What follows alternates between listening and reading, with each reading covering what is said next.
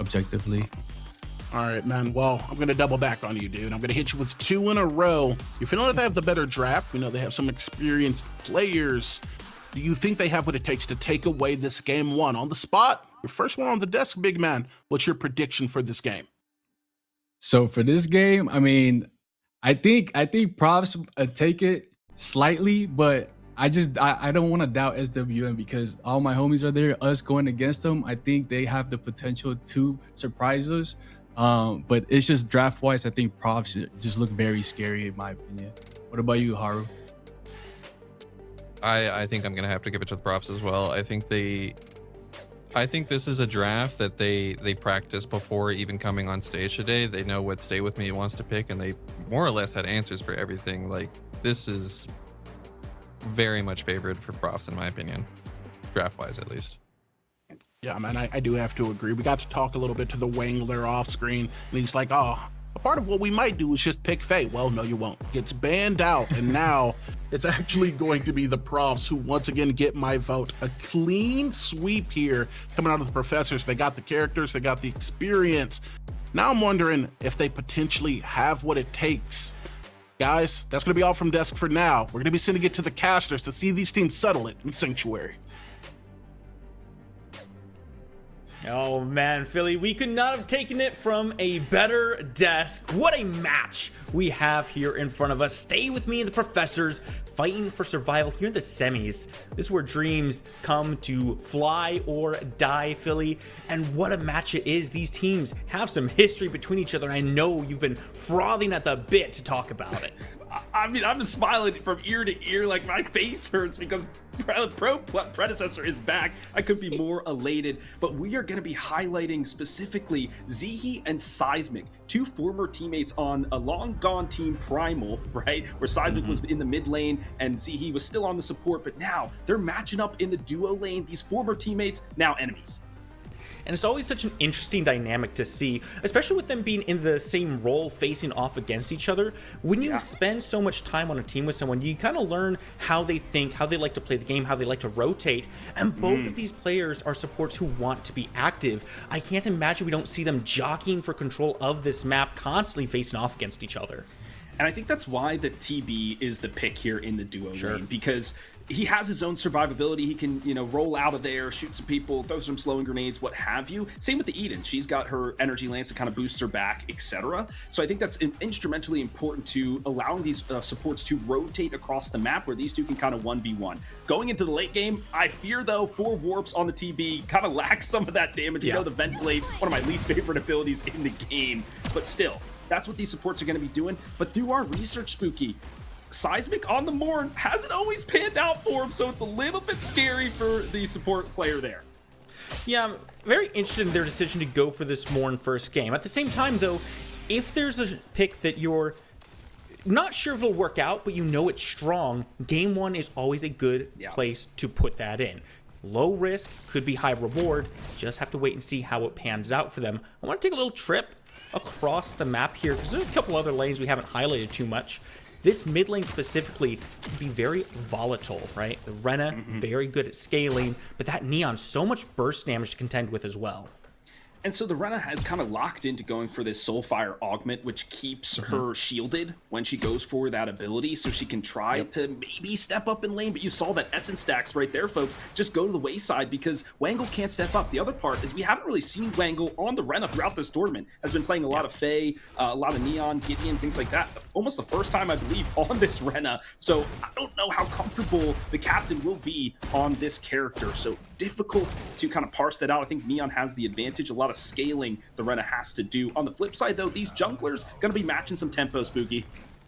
Yeah, there's some very good jungle presence in this game, especially looking to start things off early. This Rampage has been prolific throughout the entire tournament so far, and he's put up some very strong results. Putting that next to this Neon means you've got very good setup, very strong follow-up as well, and I would be very concerned about that duo.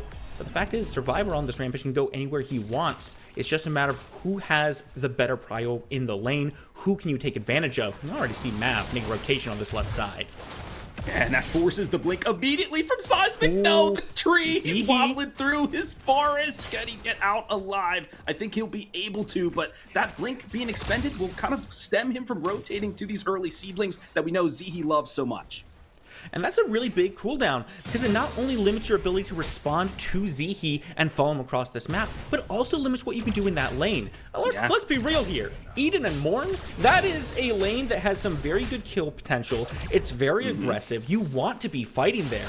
Now without that safety tool, your options are much more limited, and that gives some control over to Stay With Me.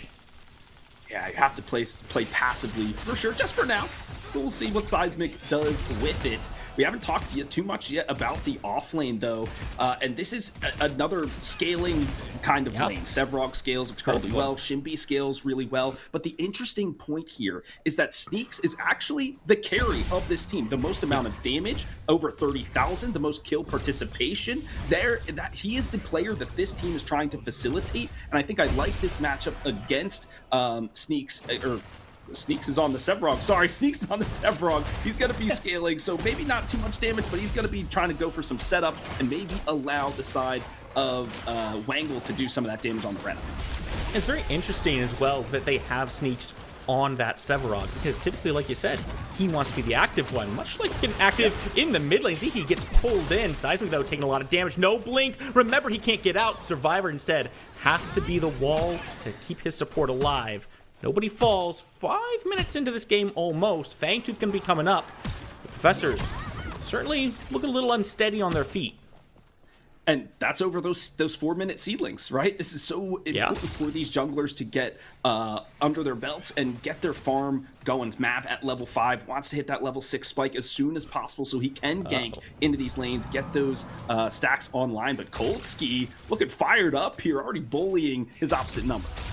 Yeah, Warps has no choice but to take a step back. You cannot allow Cole to hit that 300 heat pre-6. That ultimate's going to hurt.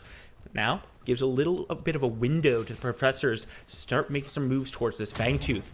Even as I say that, though, Stay With Me are the ones who get that vision down first. Neither team really feels comfortable taking their first steps into this objective. And I have to wonder if maybe that's because of all the resources they have on that right side. Butters and Sneaks are both very important members for this team, and neither of them are going to be at this first Fangtooth. So I want to move back to that point about this offlane, right? Sneaks being their carry, but now on the Sevrog, he still deals out good damage, but is it Shinbi levels of damage or, Acheron or what have you? Not really. He's going to be trying to initiate and engage, follow up on this dive from the Zarus, locking people in place, and then allowing the Rena and the Twin Blast to do a lot of the damage here. So Warp's kind of on the lower side in terms of carries, only 1,700 or 17,000 damage over this tournament. I'm concerned, though, if that's where they're putting their eggs, if he can get it done. Well, a lot of eggs on that right side. Mav being over there means Professors get to get their first Fangtooth completely free. No one even around to try to contest that, but it's not something that Stay With Me isn't aware of. They made a choice there. They had the vision down. They saw the ward get eliminated. They just knew they weren't in a position where they could step up to that. The question now, Philly, is when can they step up to these objectives? Because obviously, they've chosen this early game. We forfeit up a little bit of farm. Where do they draw that line?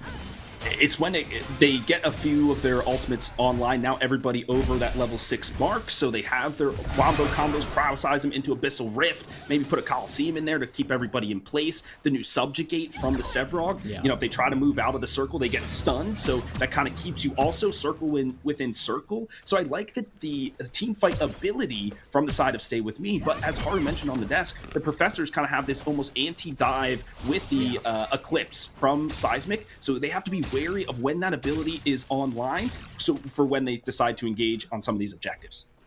It really feels like Professors should control a lot of this early game, especially because of that Eclipse. Not only is it very good at turning off the lights and stopping your engagement, it's also very good at facilitating their engagements as well. And in fact, Sneaks makes a trip over to the left side, throws the Twin Blast on the right, and that's just going to open up this mini prime a little bit more for Stay With Me. Might see a fight around it.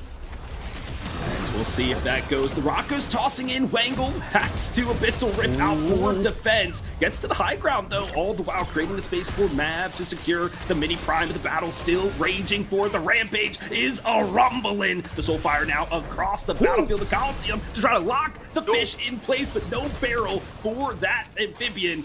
It will be Appy, though, to secure the first blood. See, he might go tumbling thereafter, and it's a double kill for the Professors to start it off. Find yourself the mini prime, but you give up 2 kills in return on it. In fact, lose the mini prime. Oh no, they don't lose the mini prime. Mav does survive that one, but only barely so. I don't know, Philly, is that worth it if you're stay with me? Depends on how they utilize this mini prime, and now with Sneaks in this duo lane, I mean, maybe do they go there and try to push the tower down with the tank that they have, or do they try to go for an invade? So, folks, all eyes on the Reptilian Gladiator to see what Mav does. He is a tactician. He is a strategist. He is a shot caller. That is who he is on this team, especially with this Berserker Zac looking to go through these fog walls and try to get some of these ganks online. I want to see some pressure elsewhere. Hopefully in the off lane, let's see what they can do. You gotta constantly be watching for where Mav is gonna come from. He's had a bit of a quiet performance so far. We're only 9 minutes into this game, and as we touched on, Stay With Me is a team that wants to take their time and scale up to really hit some power spikes. If Mav's allowed to just quietly scale through this game with his team, they can be a real problem. That said though, Sneaks, get some aggression put on him. A rock from the fog is gonna slow your roll, pull back, force the blink out from Sneaks. He's got the space. He's going to keep his life. A very interesting itemization here from Butters with the Time Warp first. Really, I guess, trying to spam the lane quickly, poke out this Sevrog from trying to get those stacks early. So an interesting adjustment, but I fear for his damage capabilities. And speaking of damage, Cold getting chipped away. And that's because Seismic is on the other side of the map, Spooky. I mean, sometimes that's just how things go. Seismic, like we mentioned, wants to rotate out of this lane. He doesn't want to be stuck here. He trusts Kolskis to kind of control things. But with the pressure from Zihi and Warps both, this might get a little dicey. Mav on this left side as well. I wouldn't be too surprised to see him go for a dive. But Seismic has shown up, and that should mitigate things a little bit for them. Thank you. Does have the coming up here soon, too. Does have the clips available, Spooky, and this is going to be the Keystone Ultimate, as we mentioned, as this second Fang is about to tick forward. See, what is he doing with the dive? It's coming in. The Coliseum right on top of Seismic, but the lockdown isn't quite there. Warp has the ventilate, but there's a survivor in his face who puts his fist on his head and bops him into the ground. Now the Professor's gonna take control of this fight. Appy makes a big rotation, and he's got a lot of damage to throw their way. Stay with me. Gotta get out of there. Have some good space, but Wangle gets pulled back in, and that's a lot of damage to follow up. Rock, not gonna connect. Gonna keep his life with the Fang Tooth. That's for Professors. Oh, that's a fantastic rotation to unlock this crucial objective. Extend those buff timers for themselves later down the line. And that's exactly what we're looking for, Spooky. They have this early game burst potential advantage. They utilized it effectively there. Now they can roll a little bit more. And look at Butters. He is just a split-pushing maniac about to take down this tower. And that's the big problem with this off lane that was kind of touched on earlier. Sneaks on the Sevrog is going to be so slow to get rolling. Butters can just keep pushing this lane down and depriving Sneaks of the scaling he wants to do. And have a little bit of a fight. Looking for the stun, weave through, might be able to turn this around, but the dash can now go vertically, and Butters gets the high ground. Sneaks looking for it, dash forward, but does he have a route to get him? No! Survivor gonna make enough space to keep Sneaks out. Keep his offlaner alive. We might turn this fight around here, Philly. I mean, look at him, Spooky. And now the Rumble is getting him, slamming him down. Sneaks has to slink away. I know our statistician D-Dog is elated to see the Shimpy utilize that verticality. He was telling us in our VOD review yesterday, Spooky's like, make sure you guys mention that Shimpy can go vertical. And ST Butters showing us just that. Great maneuverability from the offlaner. Speaking of maneuverability, these two going toe-to-toe. Kolsky once again under the gun. He's under the gun, but doesn't really feel like he's losing out all that much. Wave clear is still good. He's able to farm up. And despite all the aggression Stay With Me has kind of put towards Cold over here, really hasn't gone down. He's been able to quietly farm up, get these items online, and frankly, as the game goes on, this Eden gonna be a real big problem. You talked about the Twin Blast scaling. We didn't talk about how much better Eden's is. Yeah, immensely better is that stance switching character. But what I'm looking at here, Spooky, is now the Mini Prime is the next one on the board. And with Butters on this opposite side of the map, is this the opportunity for Stay With Me to potentially get that onto Sneaks to allow him to level set? The amount of lane swaps we are seeing, what is happening, Spooky? Everybody rotating across the map. You know, lanes and positions are really more of an idea, a suggestion. They're a man-made construct, and we don't conform to these rules. Instead, we look to try to catch anybody out. Coliseum right down onto Seismic, but he's got the blink out, and Survivor turns it around. Mav dies in his own cage, and the Professor's gonna teach you a lesson today. Wango's got some damage to answer back, and Stay With Me, looking to try to turn something around here. Good Mez connects, but Appy's got a lot more damage than you do, and he drops right down into the rest of the Professors. This classroom gonna hold you down, put you in detention, and Sneaks has to walk away. Ooh, and that's why you and I didn't go to school. We were here in the booth instead. Dude, oh like, my how are you gonna out me like that? Don't look at our backgrounds, folks. There's no degrees hanging up over there. But a fantastic win for the Professors, and now they're going to roll this into that Mini Prime. Just so much burst ability. I thought this team fight from Stay With Me would come through, but they're just not layering these abilities effectively, and Sneaks just hasn't found the purchase they're looking for to navigate in the backline, shoo some of these folks away. Shimby just dancing around this Grim Reaper, and it's an easy take for Survivor to get the purple buff. Doesn't even hand that one over to Butters. They're just so confident that he's controlling that lane already. And frankly, with the amount of lane switches we've seen from both these teams, I'm not surprised that they put it on Survivor on this rampage. He's been all across this map, bring it to all these different spots. Let's take a moment to review the game state. You can see Professor's pretty decently ahead at this point. What does Stay With Me do now to kind of reel this back in and make sure it doesn't get bigger? And this is the part of a scaling comp. You have to weather the storm, bend but not break. Okay, you may lose a tower early, whatever, right? But as long as you're not getting pushed all the way back to your inhibs by the 20-minute mark, you're gonna feel okay. Their timings come later in the game, but you have to make sure you hit those timings and you succeed. What it is your moment when you hit those like 3 item spikes or get to your level 16, whatever it is, you have to be able to win it at those moments and not be too far behind when those timings do occur. So right now, okay. I mean, the tier 1 tower, Spooky, still stand. They've just been bleeding a couple early kills. All right, so tell me then, Price. Is 5K still just bending? How close to breaking is that? I think it is still bending because they have tier 1 towers still available. Let's say they get all 3 of those in the next 2-3 minutes. That kind of recoups some of that economic damage. The real bulk of that comes from...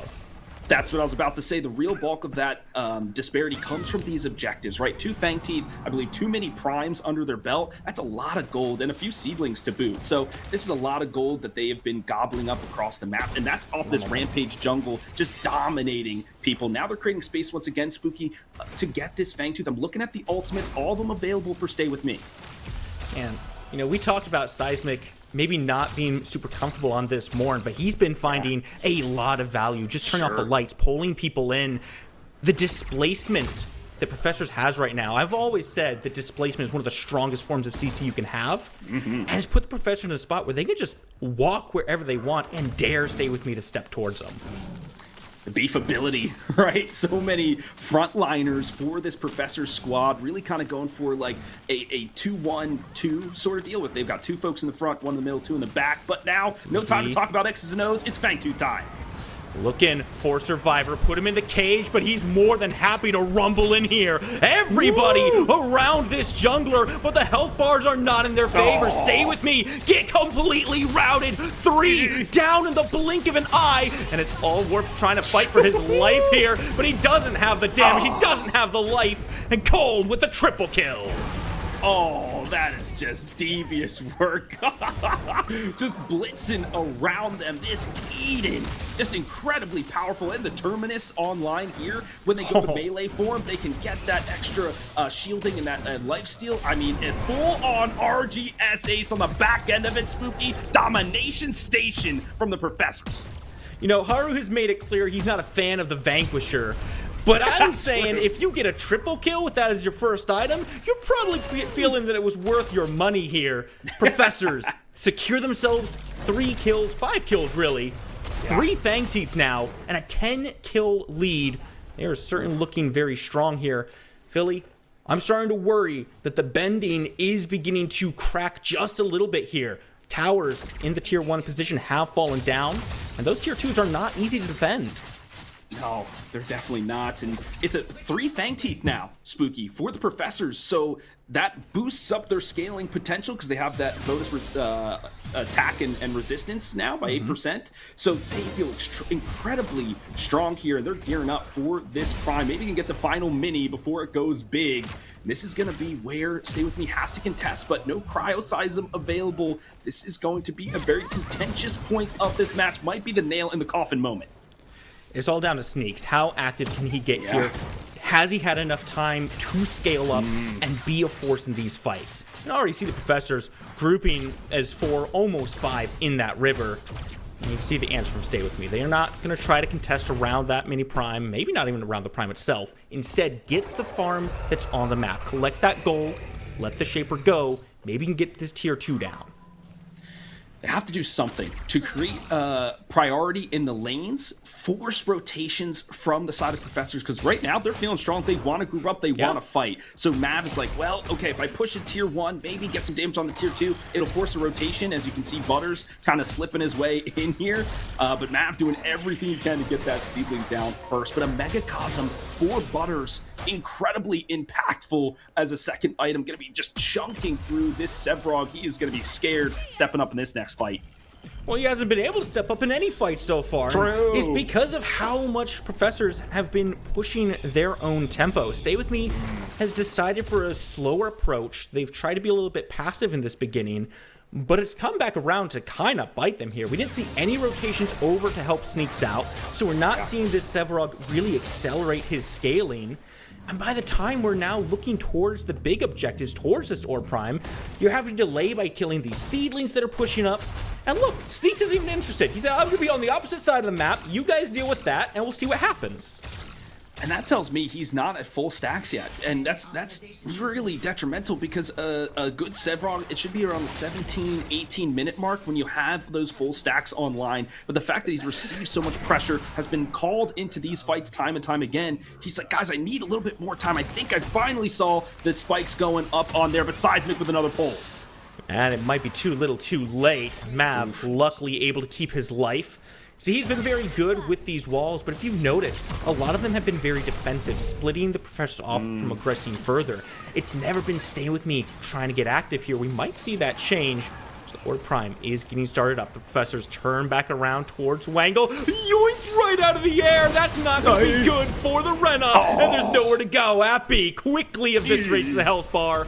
Now Eyes can turn back around. Sneaks, drops in, and Zihi around the back. They're looking for a way to get into this. Mav, this is going to be a steal of a lifetime. Z trying to give him some vision on the HP call right at this moment, folks. They're saying 1100, 1000, whatever it is, right? So that you can jump in and get that hunt when it reaches that certain mark. Or, sorry, whatever, 10,000. I can't read good. It's fine. But how are they positioning around the pit? And these guys, they are just poking each other out. I think Zihi in a dangerous spot. Zihi just throwing out these glacial charges, trying to disrupt where he can, but there's just no route in. It's been a long orb pull. Mav, though, still half health. He's going to try to make a play. Goes in, but it's already secured. Now it's a death sentence. You can't be here. Coliseum to try to lock him in, but it's just to create space for the rest to Stay With Me to get on out. We said he had to do a hero play, right? You are down. He didn't have to. I mean, Spooky, you're down an exuberant amount of kills. Every prime, every Fang Teeth has gone to the other team. If you could steal away the big prime, maybe you can get some of that priority back in lane and push those minions forward to take some structures. There's still tier 1s available in the mid and in the off lane. They've just lost every single lane here. Stay With Me. It's just been too much of them trying to scale and the tempo just getting away from them. Here's the thing. Even if he gets that steal, he's gonna die. And Prime will thank you. It's up right now. If they took a reset and prepared for this one, they might be in a better spot. But just look at the way professors are approaching this. They don't even put all 5 people on that Fangtooth because they know Butters is going to get more value just split pushing. Now can stay with me, find an answer back on that, try to punish the isolation. He takes this arc shot. There should be no follow. And everyone knows they need to back off. A space created, and that is what Shinbi is there to do. Just be a nuisance, be everywhere on the map. Now you see me, now you don't, and when you do finally catch up, you've lost a couple structures. This is challenging for the side of Stay With Me. Let's theorycraft here a little bit. Let's theorycraft. Craft some theory for me. I mean, how do they get back into this? I do work at a university, so maybe I can channel and you're some of my higher uneducated? education. Well, I've got a master's degree, so we'll leave it at didn't that. go to school, but has a master's degree. Okay. But this is hard for Stay With Me to turtle, right? But maybe a final base defense where they know they're being aggressed upon will be the time they can turn the tides and find a couple of these picks. But right now they are out-itemized, out-leveled, and that is a huge issue as this tier 2 is going down.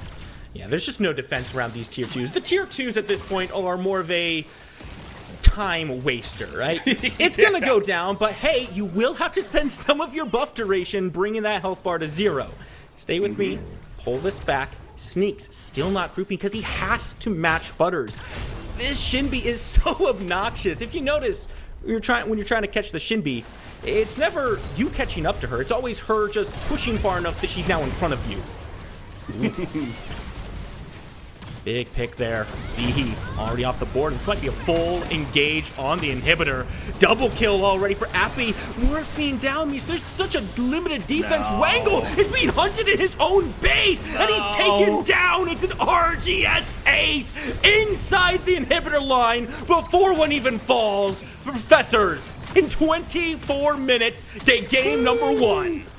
EU say what? I mean, 10 minutes the difference. But the Professors, a veteran organization with a new look, right? Yes. Survivor going into the jungle, Butters now a new addition, Cold and Seismic as well. But they have just put on a dominant performance here in terms of the how to exemplify tempo, really put the pedal to the metal and just get the other team on the back foot and just push them against the ropes and make sure they can never get up. Game 1 easily to the Professors. I mean, that was what, 20 kills to 3? Almost complete shutout from the side of Professors. They've definitely come in today ready to go, ready to win these games. And whenever you see a game like this, it kind of sends the other team back to the drawing board. What went so wrong there? I've got a couple ideas, Philly, but I want you to say it because you're smarter than me, Mr. Masters. I think this run in the mid lane, maybe not the look. I think a different, like a Gideon or an Argus, I can't remember the bans fully, but I believe one of them was available. Maybe switch that out so you don't have 2 scaling lanes. Sneaks, once again, is your carry. Over 30,000 damage across this tournament. Why you put him on the Sephirog? This guy needs to be the one getting you kills and helping you out. He just was floundering out there. So I think just playing to your strengths is what I would say for Stay With Me going into game 2. All right, well, we've heard from... Man, I think I know it, but give it to me anyways. I think Prof's comp is not only easier to play, but Stay With Me's comp specifically is going to have a very hard time playing into it. So my vote's going to have to go for the Profs. And I'm not going to dance around it. Mine also is going to be making its way over to the Profs. This could potentially be a 2-0. Kev, you believe, though, they have what it takes to get this back to a game 3. Ladies and gentlemen, this is the draft. Now we're sending it off to the caster. Spooky Philly, take it away. Thank you so much to the desk.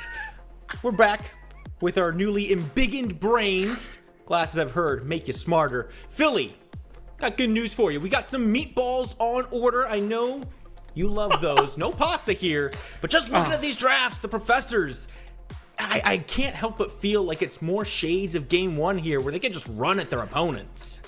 Oh, yeah. I think Professors, this is great. It's like a 3-2, right? You got the 3 meatballs in the front, 2 carries in the back, just peppering in damage.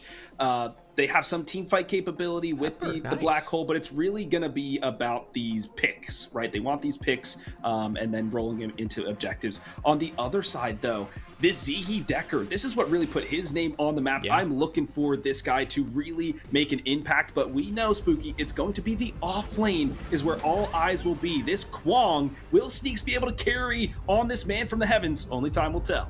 Man, this is such a strange switch up from Sneaks as well. A lot of times we see this Kwong, he's usually in that jungle role. I haven't seen an off-lane Kwong in quite some time here.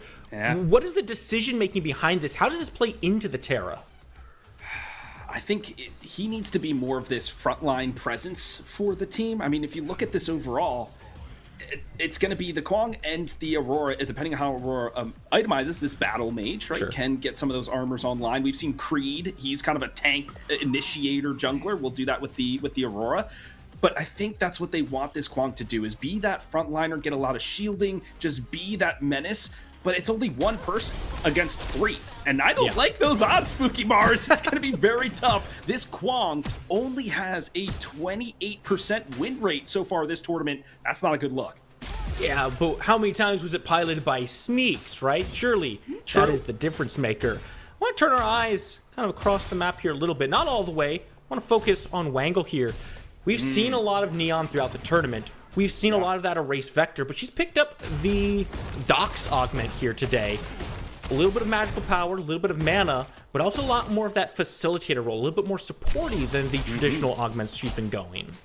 Yeah, and we saw Wangle last time we casted Stay With Me on the Fae, getting the one that allows Untamed Growth to heal. This is how he likes to play this mid lane. It's not all about, it's me. He is the captain. He is the facilitator. He wants to lift everybody else up, and allowing that Dox augment to, ward and vision, and also, allow these good positionings in these fights. I love this from Wangle. What it just fits his personality. He's such a nice guy. It just makes sense. He just wants to lift everybody up. Yeah, nice guy, wall hacks, they go hand in hand somehow. I think the real big problem here is still Seismic though, right? Still on this Morn, still has the Eclipse, but the biggest thing is he was landing a lot of those grabs and just pulling people out of position. Keep your eyes on Mav here too, very aggressive in this jungle, rotating up towards Survivor. He's looking for a little bit of a skirmish, not gonna find too much, but it shows you how active both these players are. I mean, Survivor, I think this is why Professors wanted the first pick. Survivor was incredible on that Rampage, hitting almost every rock, facilitating everybody, finding kill after kill with the Rumble. And look at it, Spooky, he's going for another one again. Sneaks under pressure. Sneaks under pressure. Now that he's on a bit more of an aggressive pick, a little bit more attention being paid over to him. Tether is going to be good. Boink. Jump comes right on in, forcing the blink out. Sneaks keeps his life, but loses some safety. And loses the Cyan buff. I mean, the Survivor going right to it. He said, thank you very much. Gobbles that one up easy. That's going to accelerate his farm as the 4-minute mark approaches and these seedlings become available. Look at the priority in the duo lane, which is how far pushed up Stay With Me is. This is exactly what Zihi wants. We can make these rotations and hopefully secure some seedlings for his jungler. This Aurora going for the blue buff. Let's see if she can make it in time. We'll try to get there, hopefully. But also, this is something we saw in Game 1 as well, where Zihi and Warps have a lot of pressure up here. They're stepping forward in this lane, but Zihi's not able to find a whole lot of success. Now, you might be able to point towards the rest of the team composition, not facilitating the Aurora pick he had last time, whereas this Decker can now engage from much further range. But I have to wonder how much of a story is it going to change. Sneaks trying to change a story on this right side. Get some good damage out. The Rush comes in. Oh, Spooky! The blood spilt in the off lane. That's Butter starting to stuff. Yeah, I thought for sure they were just going to back off and say, okay, we had a little skirmish, let's walk away. But nah, Butters is the guy who's always on the offensive, always looking to get a little bit of an edge. And if he got it in the early game, he's going to push that further and further like we saw last game. And he's pushing it further now, already chunking through that tower in the offlane. And this will open up some space for these seedlings to come through. Will Wangle contest? He does drop down, launches in a little bomb to Mezamin, but won't get anything done. A good attempt, but all for naught. Okay, a good start here for Professors. They're carrying that momentum from Game 1 right into Game 2. Very important to note, Wangle a little bit behind in that experience department, so he's not going to have his ultimate at the same time as Appy will, which means this Gideon will be unlocked a little bit faster. Might see a big rotation come through. 5-minute mark. Fangtooth is up. I wouldn't be surprised if professors just wait for Appy to get that ultimate online, then make a big rotation in, because you can't team fight around a Fangtooth when there's a black hole and you don't have a final thread. Very true. Yeah, and that makes me wonder what the build is. And we know he scales with mana now, but we'll see if he gets that true silver, does something to kind of be that ult facilitator, because he really is the only one with the big ult combo on this team. For now, there will be Survivor going for the Overlord first. We did that last time, but also going for this Fangtooth immediately. There's nobody even close to contest as the Aurora went for a back. There's just so much space for professors. Yeah. Literally on all points of this map. Dual lane's pushed up. Mid lane has Appy just poking Wangle out. He can't step forward. And frankly, awkward. Or are you going to take an arc shot that's not even open yet? I don't think so. That's a very easy objective. And this is shades of game one. Again, Philly. I want to see if Stay With Me can make some better moves towards that mini prime, but not if Wangle's getting pulled around. The classic Seismic. I mean, this is a madman. But the thing is that Seismic played mid lane for a million years, basically. And he knows what these characters want to do. What timings when they step up for river bugs or go for seedlings or whatever. And he can make his rotations to kind of catch them in the act and facilitate his opposing mid laner to find some elimination. So look for the supports to get active here as they're already matching up in the mid lane. It's a 4-on-4 or 2v2, whatever it is. Spooky, blood everywhere. We're gonna call it a 3v3. I think is the numbers I'm seeing over there. I want to talk a little bit about this off lane as well, because we see Sneaks having a lot of aggression. I thought Survivor actually incredibly low. Finally jumps back out. Red buff should be his to grab. Mav gonna steal a camp away. Could see a rotation over to this mini prime now. That's where these eyes should be. This is a better look than game one as well, where they had to fight against their opponents to get an objective. This one should go their way. And this is on the back of Sneaks winning out some trades. That's you're too low there, but he does get the regeneration in the jungle. The mini prime being just burned quickly here. It has to be quick. I wanted to go on to Sneak so he can win even more in this lane. Looks like they are going to give it to him. Spooky. He's, like I was about to mention, he's been winning these trades and forcing Sneaks to itemize. He's going for Catalytic Drive first because he gets that magical armor, which he desperately needs, because every time he steps up, he's getting chunked. And Chunked doing pretty good as well. Remember, Butters did get that first blood kill, had that turnaround. Sure. It's not all doom and gloom over there just yet, but with that mini prime, gonna be tougher. I want you to turn your eyes to this dual lane too, because we saw Warps make that rotation to secure the mini prime to make sure it went onto Sneaks. But it comes at the cost of a couple of platings going into Cole's hands. That's not someone you want to see accelerating. And you might see the turnaround here. Butters wants to step forward. The Glacial Charge comes in as Mav is here to play with Survivor on the back end, hanging on the low end of the cliff, driving now everybody away. The damage in favor of the Professors. Mav drops a good ring. And he's going to keep his life. Re-engagement from Sneaks, but not enough damage to bring Butters to his grave. Survivor looking for the rock and catches him. Nothing to say, nothing to do. And here's Appy too. Okay, Warps, who was on this side of the map, now making his entrance with the Hyper Beam. Appy, the only one with a full HP bar. I don't think he'll stay too long in that one. But Goldsky diving in on the Wangle. He says a mech beats a Renegade any day of the week. He has his crest though, Spooky, so he wants to find a back opportunity. Oh, smoothment there from the kid. But I like this rotation, getting that purple buff off of Sneaks and making sure that he can't get more kills in that off lane. Cold is going still against the Wangle, man. All right, now they're going to back off. Hooey. Oh, but keep your eyes on Mav. He's coming up through the river, and Cold has expended a lot of cooldowns. Should be able to close the distance. Doesn't quite find the Hoarfrost. Gold going to be able to make his space back. A strange engagement to say the least, but frankly, Cold has been getting a lot of free farm over on this left side. I have to wonder how wise it is to constantly be rotating out of this lane without putting any additional pressure on this Eden. And this is because of the supports. Look where they're at. They're just hanging around this mid lane. They're both here. And so the Eden says, okay, I'm They have fine being police. by myself. That's why people are playing like Eden in the off lane and stuff, because she's okay with being. Yeah, I know. We don't Let's wanna not go put there. ideas in the viewers' heads now. buddy. Ah, sorry, viewers. Don't try it. It's not fun. But the support so aggressive, want to rotate, want to secure that seedling there. You can see them group up, and if they get the seedling, win the team fight, they can roll that into the second Fangtooth. We saw the professors be clinical with taking every single objective in that game one. They're going for the seedling now. I'm going to go and collect that very quickly as well, just in time for this Fangtooth to start spawning in. It's going to be a reset, though, first. The professors have gotten some gold. They've been doing some good farming. They know they've got a few seconds before the objective's on the map.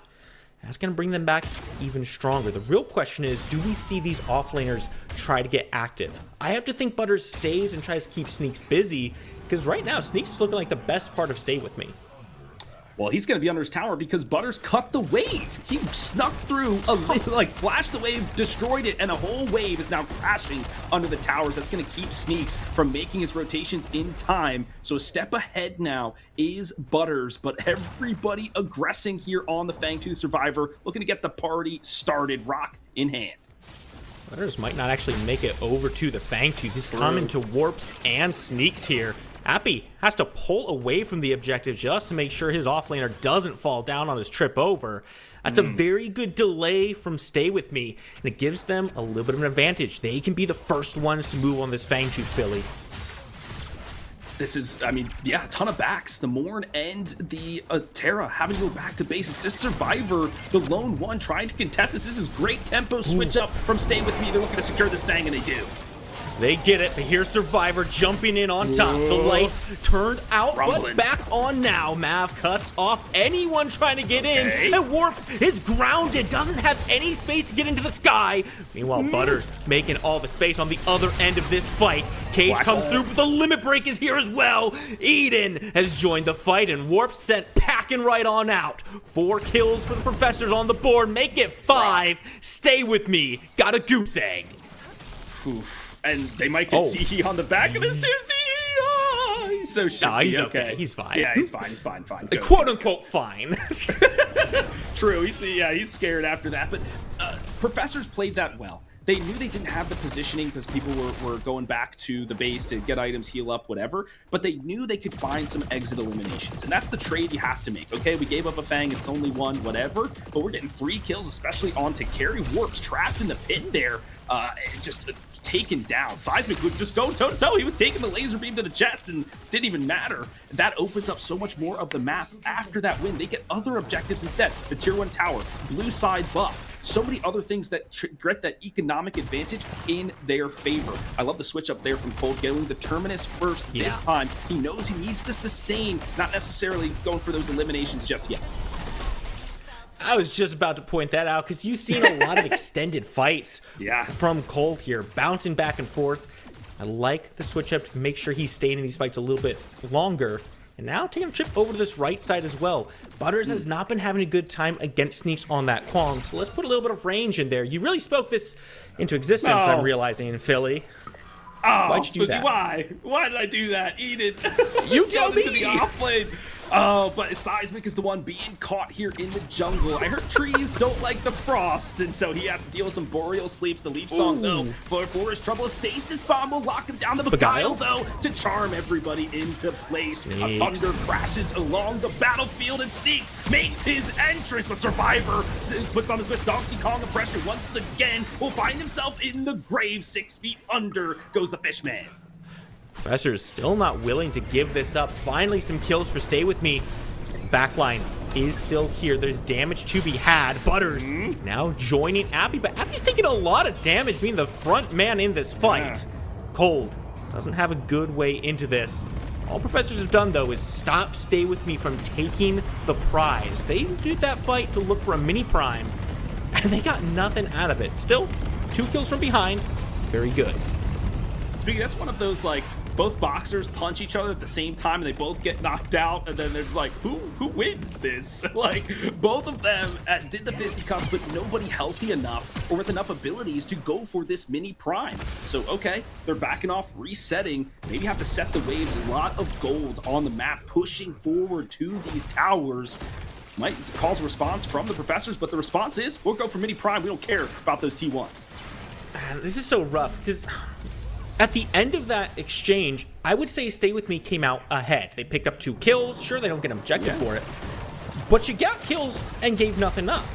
But the Professor's quick response there, them being the ones to go for that mini prime, it raises the question of what is Stay With Me truly playing for? Sneaks opts for this left side pressure, and sure, tier 1 is nice, but you could have had the mini prime instead. So what's the go button for Stay With Me? How long do they wait before they start looking?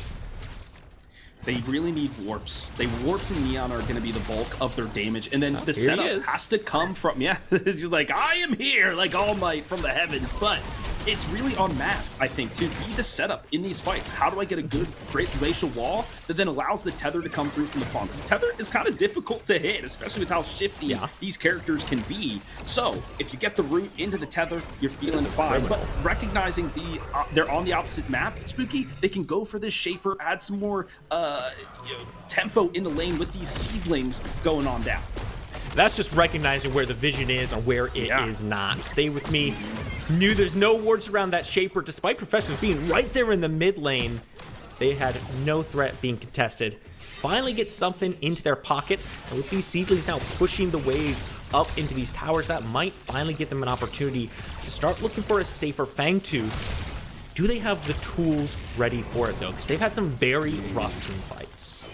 I'm looking at the levels, and everybody's fairly close. Like, there's no huge level disparity. I mean, 1 in the jungle, I mean, a level 2 Krauseism could be impactful. So if Mav can quickly get that level before this, that would be awesome. But I don't think it's going to be too much. This has been a much closer match, Spooky, in this game, too. Well done for Stay With Me as they look for this Fangtooth fight. It's going to be an explosive one.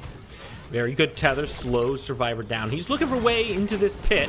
But there's cages, there's CC, the lights no longer illuminating this map. Oh my goodness, we're going right on in. Zihi wants to tussle, but he's in by himself. Sneaks, finally jumps in, and the damage from warps is enough to drag the Survivor away from this fight. Professors lose 3 quickly. Stay With Me, looking to continue the aggression. Shield comes up for Cold, and it barely keeps him alive. Butters looking to turn it around, but the cage stops him from killing Sneaks. And all of a sudden, Stay With Me take a very good fight. And this is the one Achilles heel of the Professors, is that they don't have a big team fight. It's really just the black hole. That's about it. And so if you can't navigate Appy into an effective space, it's very challenging them to coordinate their abilities effectively. So they have to find these picks ahead of time, but good recognition from Stay With Me to group up together, push the tempo, and find that objective. They are now leveling this thing out pretty significantly, and I love the fact that Warps and Wangle were the 2 stars in that fight, getting all of the damage on the board. That's exactly what we were talking about. They are feeling themselves now. Now, I don't want to discredit Warps and Wangle, but I think it's absolutely criminal that Zihi survived that engagement. He jumped into like 4 people by himself. And somehow the Professors weren't able to fully punish that. And just the disruption leads to Stay With Me getting 3 kills for none, putting themselves in a good spot on this map. Put some pressure down on that tier 2 as well. You need all of these things to come together. Stay With Me needs to look for their next team fight. That's clearly where they're doing better than the Professors right now. But how do they set that up? Is it going to be the mini prime? Is it going to be a siege? Where do they focus their efforts and make sure they're doing the right things? Right now, they need to focus their efforts in the lanes. There was a good adjustment for the Professors to kind of stabilize their lanes, push the blue forward, and so that's causing a response here from Stay With Me where they have to spread themselves out. And they want to stick together. They want to stay together. So as long as Professors can spread them out, that's where they can, 1, find their picks, 2, find their advantages across the map. Survivor, though, leading the charge. He's at 3 items first. This guy, his farm is incredible with this Rumble argument. They're looking to clash again, this time to Prime. Now, you say split up, Stay With Me, separate them. I'm really looking first for Survivor to not get picked, but I'm looking at Seismic and Butters. Those are the 2 guys who have the most tools to split these fights up. Hit the Eclipse, blot out the sun, and just have Butters run through them. That's going to be your best way to drive that backline out. But the question is, is splitting them up the best usage of your black hole, right? Does your damage land if they're not grouped up? That's a good question. Yeah, is it the black hole that kind of causes everybody to scurry and then you find your picks from there, or do you need to set up the black hole? So that's something, everybody, we need to be looking for in this next engagement. How are they utilizing that ability? Is it for the damage or is it for the chaos? The Eclipse, for me, Spooky, hasn't really found too much purchase in these fights for Seismic. It's been on and off, and then you're like, okay. Hit. Yeah, fair. Okay, it's gonna get onto everybody, but I'm saying the utility of the lights not really doing it. They're going for an invade now, but Seismic, he's caught out. Yeah, Guile, I'm gonna give him a little bit of damage mitigations, but right there, you were just talking about this Eclipse not finding a lot of value. Used purely defensively, just so he doesn't lose his life. Meanwhile, Sneaks on this left side is just putting gold into his team's pockets. Gonna be Butters catching him, but we're talking about this tether. Once it does land, it's so hard to keep on this Qualm. And the surge Is that that gonna help? Yeah, I hope so. So he uses the blink and now the torn space to follow it up. But Sneaks, he's still hanging around. I gotta look at the map. Is everyone gonna contest him here? No, but while he is playing keep away, that's 2 members occupied. The rest of the right side of the map is open for Stay With Me to find some advantages. They're gonna run into Survivor and Cold and maybe take him down. Oh, man. Cole's in a bad spot here, but Survivor will be present, make some space. Mav hunting, but he's not finding the target he was looking for. Survivor gonna be the bulwark. Oh my god, Wangle! Sneaks past everybody, puts the seed in the ground, and now it's gonna open up this fight. Look at this tier 1, it's still standing, not for very long. Stay with me. Shifting this game into their favor. Yeah, slowly but surely choke holding the map. It's a war of attrition here, as they're just each and every fight, 1 kill, 1 objective, or 1 step forward. So well done for Stay With Me. I know there haven't been too many kills on the board here, Spooky, but every kill has been impactful. They've gotten something from it. The big prime now, the next one on the board. They have to reset for it before they contest. This is so interesting between Sneaks and Butters. We saw them traded out there, and if Sneaks gets a good engage, I think he'll be able to take Butters down in some of these fights. Here's the balancing act we're now at. Nobody's gotten their 3 Fang Teeth. We're at number 4, so it's Primal. At the same time, or Prime on the board. Both of these objectives are incredibly impactful. Yeah. And I really feel like it puts Professors on the back foot, because they know they can't let this 3rd Fangtooth go for free, but if they spend too much time playing around guys like Sneaks, who's just dancing around him, Stay With Me can just make a sneaky play on that right side and steal that Orb Prime away. There's no blue vision over there. Professors, they don't know what's going on. Yeah, without vision, it's how do you know if you can make a trade? If you see that all of Stay With Me is going for the Prime, then maybe you could think you can sneak in quick the Primal instead. But you need the vision down, and I don't see any blue. I think there's 1 in the mid lane there. That's about it. They need Seismic to get some of this vision placed, so that way they can know what to do. But Cold can't get caught out. The Axiom to keep him alive. Oh, and he gets there. The Vanquisher. That's a +1 for the item. Man, the Limit Break, such a powerful ability. The fact he goes completely untargetable just leaves Sneaks wondering what he can do. Now, with the 4v5 on the map, Professors get to put their foot forward. What objective do they go to? They've got vision on the Orb Prime, but they've got to make a play. 3 on the map, but only 1 can be taken. I think the Primal is the one that's always the one to help you with your advantage, because you get the true damage, you can win the next fight, that sort of thing. And Professors, they're making the call, they're looking to get the Primal under their belt. Stay with me. They're going to take this 4v5. They don't want to let anything go for free. That does a lot of damage. Holy! Wangle through the wall, takes out Seismic. A little bit of an assist from the Primal there. Puts Professors on a bad spot. Yeah, he just got straight up caught out and bursted down. I mean, what more can you say? But this is now where the Stay With Me has the advantage, because Sneaks, he's going to be thundering his way back to this pit. And now, because the Professors have already kind of said, like, we're going to go for it, they're stuck into this decision. Let's see how it plays out. Mav cuts off the entrance. Survivor by himself now, but he's holding his own for now. Cole has joined the fight. He's looking to get aggressive. Goes on forward. Happy. The black hole does a good damage, Stun. but doesn't take anyone down. No, sir. That's going to be Cole doing the work. As Survivor bullies Stay With Me. Set up the limit break and keep the damage rolling. 1 for 1 in the fight so far. Nobody able to get a good position on this Fangtooth. That glacial charge is just doing so much work. Survivor doesn't quite find the rock he's looking for. Has to pull back down the stairs, but they might still look at the Fang. So we got our answer, folks. The black hole is purely a distraction maneuver. Yes. It's just like, hey, look at me, I'm in the sky, and then it allows everybody else to kind of Wow. run around and do what they need to do. It's a black hole. Ah! But I have to highlight Zehi in that fight. Such a peel master, right? Like, he was throwing stasis bombs in the air, hitting the Gideon out of the sky of his ultimate. The Ion Strike, providing peel for his backline to make sure that the Rampage can't get close, or the Morn, or what have you. I mean, so critical is this player to keeping his team alive, and in these fights, it cannot be understated. He's hitting those abilities and getting the mark done. Speaking of getting the mark done, Fangtooth Primal now around the Professors. Did see that blink have to be expended because Seismic knew that Stay With Me were on the way. With the reset, that opens up this Shaper. Everything has a cost here, Philly. Yeah. Nothing is given for free. And this is what you expect from the high-level play. This is how you approach the game. It's about the objectives. Butters going in very aggressively, searching for Mav. But there's a little bit too much damage here for him to stick around. Not enough backup. Butters, he's the guy. He doesn't care. His team is on the way. Yes, they're not going to find too much. He had the Hearser Sneaks? online, so if he did want to go for it, he could, but Sneaks just being bullied around here.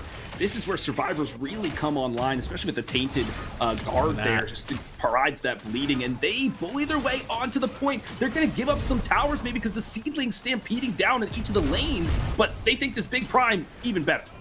Definitely even better. And that's what Butters was doing. He was just making space for this Prime to be taken away. Stay With Me didn't have the health bars to stick around, could not contest. And now it was a back and forth game. This is firmly in Professor's hands. They've got the drive. They have control of both buffs. They make the decision where this game is played. You just have to set the lanes first, folks. I mean, you see a line of gold in the duo, line of gold in the mid, and that will take some time away from the double bubble. The Primal Flame, only maybe about 30 seconds or so before it wears away. They have to make use of it, but that's why you go for Primal first, so that way you know you can burn the Prime that much more quickly. There's the true silver we were looking for. Appy says, the Decker got me once, won't get me again. So they're going to go for this. It's 1-3-1 split push to try to set the lanes for Stay With Me to spread apart. Remember, that's their goal. They want to split Stay With Me so they can find those picks. Here's a tab screen. Let's check out the gold, Spooky. About a 5K deficit. This is what we saw in Game 1 as well, much earlier on, but I would say Stay With Me is doing a very good job of sticking in this game so far. Sure, they've been losing around a couple objectives, but there's been a lot of pushback on each and every one of them. I'm really looking at Warps to find himself some more damage, because in these fights, it's been landing, but it hasn't been hitting the right targets, and so Professors have just been out-damaging all of Stay With Me. They surely have, and the Skylar is known for the damage and good in the lane when it comes to these team fights. They don't have the front line for her to kind of really step up with the Hyper Beam, so that she goes to the sky, but then lands or gets stunned out of it or whatever it might be. So it's tough for this Skylar to find the proper positioning without being caught out, especially with the amount of people that can run at her, like the Rampage, like the Terra. So Warps has to play critically in these next couple of fights. The couple towers down now, they're sieging once again. I want to draw some eyes towards Sneaks as well. Level 16, he's behind. He can't play that carry role that we were talking about. He hasn't been fed farm despite his split pushing. And now I have to wonder how effective he's going to be in these groupings. You're no longer in a position where Stay With Me can force a 4v1 and send someone down a lane. You're at your base now. This is do or die. You've got to stand together. Professors utilizing the purple buff from the Prime well to pressure all of the lanes. And I think the double or triple back-to-back kills on Sneaks put him under. He's 2 levels down, as you mentioned. And so now they're sieging. They're going for it. In him, already eliminated. Try to block off this left side inhibitor. Just buy a little bit more time. Like you said, one already down. The base is exposed, and that's quickly going to be the death of the left side inhibitor. Make it all 3 here, why don't we? Butters dashes out, but the rest of his team going to do the job on it. Yeah, just trade some HP bars, and now finally, stay with me, they strike. They find one, but Survivor goes into behemoth mode, expends the blink to get on out of there, but they're okay with expending just the support to get all 3 inhibs. That's a win, win, win, win for the Professors. Appy almost gets caught there, still hunting, but the plasma ball doesn't connect. Both go wide. Appy with like 150 HP, popping his way back to safety. This is an easy reset for the Professors now. Sure, you can look at the Primal, but do you need to? I think they will, Spooky, because they have all of the minions pushing up in the 3 lanes, and so they have to defend the base, stay with me, but instead they're gonna ride out and meet them. This is gonna be probably the final fight. If Professors can take this clean, they can run it all the way home and end the game, folks, so be on the edge of your seats for this. Oh, Mav flips that wall a little bit and immediately tries to jump off. A rock to the face gonna slow him down. Nobody dies, nobody's fallen, but Butters comes over the wall. Make sure that Stay With Me is all on the retreat. All they've done is open up this Fang to the Professors, and they're going to get it without much contention. And this is Butters playing bodyguard. No one can step up to him now. So much armor, and a lot of it's magic armor too, which negates pretty much everybody on the team. They stacked heavy into that magic power in this fight, but the desperation play here from Stay With Me could be the final one. Eclipse just creates so much disruption, and Butters all the way just running at everybody. Colt gonna make sure that Fangtooth is secured, and now the rest of the team is on the way. Butters might just solo out some of these fights before they get there. Put Sihi out, and Seismic rejoins on the back. Professors now get to walk straight up the left side. Sneaks, the last man standing. Yeah, it's a tough 1v5 to make, and the Professor's gonna march on in. The minions on their side. The core can't be long for this world. Yeah, Spooky, that's what we call a G to the G. Sneaks just gonna say, hi, maybe I could buy some time, but a rock from the heavens will put him in the ground. And that will be that. Professors. This one was such a good game, so back and forth, but ultimately they knew what they had to do, and they will move on to the grand finals. The Professors, tip your cap. Big shutdown there for Butters, collecting his own bounty at the end. But that was just clean and clinical gameplay. I really liked the pushback from Stay With Me. It looked a lot stronger than Game 1, but around those objectives, they just couldn't get all the pieces to mesh together. And Professors, I mean, they've been around this for a while. They know what they're doing. They know how they're wanting to play. They put on a clinic. Spooky, did you cast with your sunglasses on that entire time? What do you think, I'm some kind of amateur? You think I take my sunglasses off? I'm keeping the IQ high. That's right. All of our desk members have glasses, so we wanted to join them and be smart too, folks.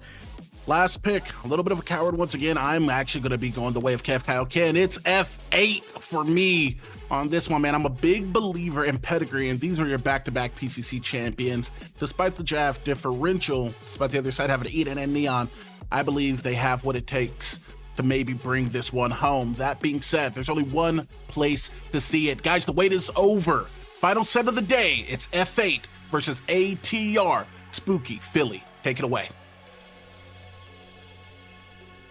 Ego, I could not have said it better myself. Pedigree is the name of the game here for Flowstate. Back-to-back champions, your defending NA winners here.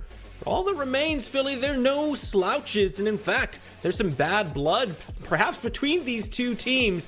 So you got Mercy and BKB from Flowstate now on All That Remains. You know they don't want to go down quiet. Oh, for sure. They want to say, like, you dropped me? You left, I had to leave the team because of this guy? You know, there's that sort of mentality. And Kofi, who's now jungler on F8. I mean, this guy, the nicest dude in the world, but loves to smack talk. Always got that belt at the ready. You know, when it comes to Sanctuary, it's no holds barred. So this is going to be an explosive matchup. And I love the counter strategy between these two teams. We've got the full dive, which plays into F8's aggressive style, and then the counter dive and the stability that comes with ATR and all of these veterans. They've been in this scene for a very long time. This one, I can't wait for, Spooky. You know, Philly, I'm a simple guy, right? I'm not an analyst. I look at big bodies and I think, wow, that looks like a good draft. I look over at all that remains and it feels like a difficult composition to execute on. Yes, they do have that counterplay, but it means you're more reactionary. You don't get to be the ones setting the pace. And I look over at Flowstate, I'm like, yeah, Rampage and Mopko and Greystone, just jump on their heads and press the funny buttons. It feels so easy to play with. It's a pick comp. Here's a stun, here's a jump, here's a dead kind of thing. Whereas ATR, they have a lot of different avenues into these fights, right? Do they wait and absorb pressure, wait for the dive to come in, then Colossal blow somebody away, stun them down, whatever? Or do they try to play aggressive with this Mercy Aurora? This is one of his legendary characters. Can wall off objectives, wall off people. I mean, I'm excited to see him back on the Ice Queen. Like I said, this is anybody's game. It really is going to come down to how these teams perform on their compositions. I want to talk to you about this Aurora a little bit here, Philly, because it's a very crucial part of the draft in my eyes. We've seen a lot of Auroras throughout the tournament, and in this draft, it feels like Mercy will have to play a bit of a frontliner role. He'll need to be a little bit bulkier, but at the same time, we know that's not typically how Mercy likes to approach his games. He likes to make plays, he wants to be dealing that damage, he wants to be in the thick of things. So what is the line that this Aurora walks? What role does she serve in this draft? How do they execute it? It's about how they temper his aggression, because Mercy always wants to think he can win a fight. He's always going to dive in there. He's like, guys, we got this. BKB is the only one that kind of yanks on the leash and says, no, hold on. But that's where they have this kind of difficulty with who's going to be that front line. Is it just going to be the Sevrog standing there kind of tanking all the damage? Is it then going to be Mercy to trade his HP pool in? Or is he going to look to assassinate or initiate with a cryo-size him? That sort of thing. I want Mercy to lean into that facilitator role in this. Really start off the fights well, find a good cryo-size him, separate the fight. But Spooky, it is finally time for our last series of the day, our last spot in the NA Grand Finals. It is ATR versus Flowstate. Only one can be all that remains. Only one can move forward. Will it be ATR? Will it be Flowstate? Well, that question starts right here on the ground in Sanctuary, Philly. I'm taking a look over things. Obviously, we've had a lot of time to look at the draft, but where do things really start for this game, right? Because we've seen this Sevrog in a few games struggle to get online, but BKB, he's a master of this pick. How effective, how quickly can he get online? And can he do it soon enough to make impacts across the map? And this is, and Haro kind of alluded to this on the desk, that it's almost a quote-unquote free matchup. And this is where our Pokemon type chart comes in, right? Okay, yeah. What BKB type is Sevrog? Built, he is magic type, so he beats physical armor building type. Well, that's a predecessor type, and that's what we're going to go for. Where Greystone wants to build physical power, physical armor, well, Sevrog does the magic power as his damage. So anytime these traits happen, he's doing a spec more of the damage because Snoop is not building these resistances. Snoop, a fantastic player, but I think is the I want to say the weakest link, right? Because I love that guy, he's fantastic, but I think that from the rest of the team and how they're compiled, he was kind of the last one in to fill out the roster. And so that matchup with BKB on his tried and true Sevrog, I think he's going to look to really put a stamp on this game. Yeah, I think it's worth noting that Snoop was actually listed on the roster as the substitute, but he's been playing lights out throughout this entire tournament, has gotten to the semifinals now with his team, and that's something to truly be commended. But it's not all just the offlane we look at, right? Because this Rampage, Kofi, this guy's been such a presence throughout every game he's shown up in. It feels very dangerous every time a team lets him through and you see him get picked up. You gotta imagine he's gonna be looking to set the pace. Well, the thing with that is Kofi is so aggressive, he goes with the Tiny Titan augment. So his clear in the jungle going to be a tad slower because he's not going rumble like we've seen all day long. He's not rumbling now. He's trying to put the hunt in. He's just waiting. But that means he wants to gank these lanes, wants to be extremely aggressive, and he has the setup to do it because this is a pick comp. They want to pick out a target and eliminate them quickly. So that Tiny Titan will help accelerate some of those damage numbers when they do find their stuns connected. It almost gives you sort of an additional carry in the game. That Tiny Yeah. Titan allowing him to do so much damage. You pair that with this Mako who's able to rotate around the map so quickly and efficiently. Also has the healing to keep this guy topped up when he's in the middle of fights. Flowstate actually has a composition that's pretty tough to approach. And again, it goes back to Mercy on this Aurora being able to separate fights. I love this Mako pick. I mean, he's such a fun character. I was playing him a bunch yesterday. He's just so speedy, just so lovable. He's got great voice lines. I mean, so fun to play around. But the thing is that he can escape the containment fence. If he, as at full stacks, he can get out of some of the slows from the other team. Yeah. So I really love how this support will play. And Proficiency is incredibly aggressive, normally in the off lane, but finds himself on this roster as a support player. But he's taken some of those trading aggressive plays that you need to do in the offlane here in this one. And Spooky, we haven't even begin to elaborate on the veteranship known as Lakenator and Toasty. Those two have been playing together for ages. And to mixed success, right? Back on Dirty League of the Boys, did manage to take a PCC championship, but they've had a lot more runner-ups. They've been consistently finding themselves kind of second place. Lakenator has shown up in every single tournament he's been in and played very well, but they just constantly missing that last piece to push them over the edge. Question now is, have they found it here today with this team, and can they find themselves a bigger success? Old guard versus the new, right? Lakenator and Toasty, BKB, those veteran players. They're going up against F8, the up-and-comers, the two-time PCC champions for 11 and 12. I mean, this is, if you're gonna try to win the grand finals, this is your first step to do it. I know they want to break the curse there, ATR, with this new roster, right? They've kind of pieced it together towards the sign-up season. Got a couple of lads together and said, all right, let's do it. They're fighting over that seedling now. This has been a prime objective in this meta, Spooky. You see, Kofi on his way on over. Might not get the objective itself, but the seedling still alive here. Drives all that remains away from the little pit.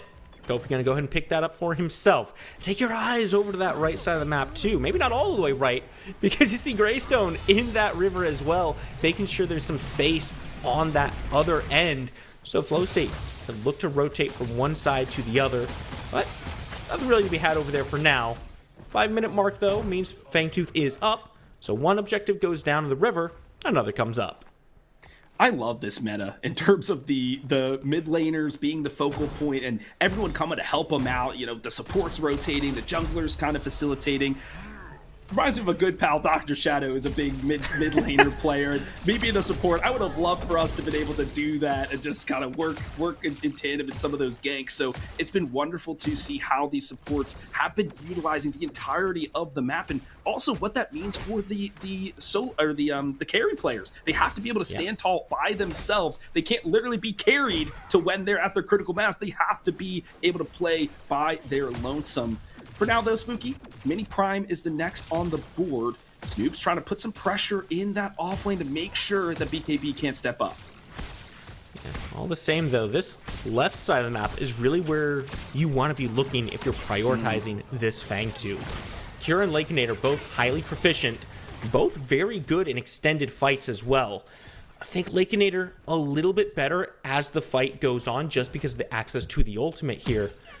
Kira on this Skylar is really the one you want to get on these objectives early, because she's able to do so much burn damage to the objectives very quickly. But Flowstate, they're playing this one slow. They're not looking to get things started too quickly. And I wonder how well that works for them given the Sevarog on the other side. Yeah, he's scaling for sure. Really the only big scaler is the Skylar, right? And I use that term loosely. It's a carry, right? Once they get to 6 items, they're really supposed to have the power trip of just eliminating everybody. But the rest of the team does. Unless you're, well, yeah, you know I don't like that guy. From a competitive standpoint, playing him in the dual lane, I utilize him a lot because I stink. So it's like I get the jail out of free card. You know, I can rumble around, whatever. But F8 has a timing. They have a timing here, Spooky. They have to win this by the 25-minute mark. Otherwise, I think this will get out of hand for where ATR has stood. Right now, they're going to fight over the Fangtooth once again. Kofi's thinking better up. Mercy just taking that glacial charge, but now he's in the back looking for a flank. Toasty, exceptionally low. Let's go into the tiny tight list. Frisky, first blood picked up. Now looking for a little bit more. Lakeinator, low, but still Mercy behind everybody. Doesn't have a lot more to commit to this. Just have to play this one careful. Kofi at half health. Health bars not looking great, but Snoop has again made a rotation. Both offlaners have decided to join this first Fangtooth. Inzo, though, getting looked at. Colossal blow sends Snoop away from the mid laner. Oh my god, sub 50 health keeps Pinzo alive, but assaults the gates, comes right back in. Now Simba has a great flank, and everybody collapsing on top. BKB, the last one on his team, still in the fight. Keep your eye on Toasty coming back around as well. Kofi back on the Fangtooth. Oh, man. And you know what, Mercy? I love you, but this is what we were talking about, that tempered aggression. He just zoomed right in there to start it with the glacial charge. The rest of the team wasn't with him. They're probably like, dang it, Mercy. He's like, guys, we can win it. They're like, no, brother, we're not there yet. And then from there, their fight was split, and that's exactly what a pick composition wants to have. So they can find single targets, layer their abilities, and find that first damage. So well done for Flowstate to disengage and re-engage, find those primary targets. But I love some of that technical skill that we saw there, the colossal blow to try to save Pinzo even for just a moment. I mean, just wonderful interactions displaying the counter dive ability that ATR has. Right now, though, the first Fangtooth will go the way of Flowstate. Let's see how ATR reacts. You know, we had like 7-8 minutes of no kills on the board, and all of a sudden we've got 5 here at the 9.5 minute mark. And I really like the way that Flowstate approached that fight, and I think that shows you a lot of their veteranship and how knowledgeable they are about this. Because Mercy did go all the way into the back by himself, but they didn't turn on him. They said, okay, the rest of his team's coming towards us, let's fight that. They know how to approach these fights, and they're not careful. ATR might bite off a little bit more than they can chew time after time. Mercy, aggressive, but it's Lakeinator who falls down on the left side. Efficiency jumps forward. Does he have the stun? Not enough damage, but a double kill. Cure with the atomizer. Oh, and Kev highlighted that on the desk, and we're going to have even more. Pinzo has to erase himself to stay alive. It's not available, unfortunately, but Simba, we know, can hit those shots too. But Kev was highlighting on the desk how Cure can really hit these shots from range, and it was an atomizer and a plasma grenade to find the double kill there. This is just technical ability, Spooky, on display. I cannot highlight it enough. These players, the best of the best. Flowstate coming out of the gates with a roaring start. Quiet in the first few minutes, like we said, but once they hit a couple power spikes, once they got some ultimates online, they show you just how aggressive they can be. And this is something we've been seeing from them consistently. Philly, this is a team that wants to fight, but they're patient. They know their timings, and they're not going to push forward until they know they've got an advantage. And now they've got 6 kills over their opponents. Absolutely right, Spooky. And now it's about how do they utilize this economic advantage they do have because of the kills and objectives, etc., to get to this mini prime. And I want it to be on to Snoop. I want him to keep BKB under the tower, not get those stacks online, and really make sure he can't scale into this game. Like we said, Sevrog comes online around that 18, 19 minute mark when he has his full stacks, right? Gets all the spikes on his chest. Now Kofi, he's scoping it out. They're zooming in on this objective. This is right where Flowstate wants to be. Look at the map for all that remains. Nobody can make a rotation over to this one. BKB's pushed in. He hasn't been able to make his way out of this lane. Well, except for the Fangtooth. But even in the mid lane, you know, this Neon is getting pressured in. Pinzo hasn't been able to out-clear Simba, and so he's also forced to stay at this tower line. All that remains simply don't have agency on this map to make plays, and that's kind of what I was worried about when I saw how much they were putting, like, focused on countering a draft instead of being able to progress their own gameplay. For sure, priority in the lane, right? Being able to secure the minions, move yourself forward, right? Have chunk the HP bars is so impactful to getting that map pressure, securing objectives, and the lanes have just been winning here for F8 on all sides. It feels Kofi, feeling almost emboldened to go for this 2-camp and secures it. So they are feeling really strong about these matchups here, Spooky Mars, and it is showing outright. They are just dominating as they're gearing up once again for that second Fang, which will roll around in about a minute and a half. Proficiency feeling confident enough to walk into the enemy jungle and just drop a Mako strike and say, haha, Isn't that funny? And then not being punished for it tells you a lot about Flowstate's current position in this game. The question now becomes all that remains. You know, obviously lose a little bit in this early mid, but they've got tools to go late as well. This Eden specifically as well is one we haven't highlighted a lot of, but throughout the tournament this weekend and last, we have seen a lot of dangerous plays coming out from Edens as the game goes on. Limit Break has to be something they're keeping their eyes on. If they really want to find aggression, I think Flowstate needs to focus more on Lakeinator. Yeah, and that's where the Snoop is going to have to really sniff out where Lakeinator is and keep him out of these fights. So we'll look for that when the offlaners decide to engage. But ATR think they have a window here to take the Fang. They've got ultimates to do it, Spooky. It's about to be a bloodbath outside the pit. Lakeinator, oh my god, the atomizer from the skies connects. And now it's all Flowstate walking forward. Pinzo, the target from Kofi. Is the backup gonna be here? Nice. Mercy coming around, but Proficiency takes Toasty out of the equation and just laser him down. It's a double kill for Cure. Make it 3. He simply deletes what he looks at. Vanquisher diff? I mean, what? Like, incredible. And then Proficiency. He's just taking on Toasty by himself. He's like, all right, support 1v1. Let's go, old head.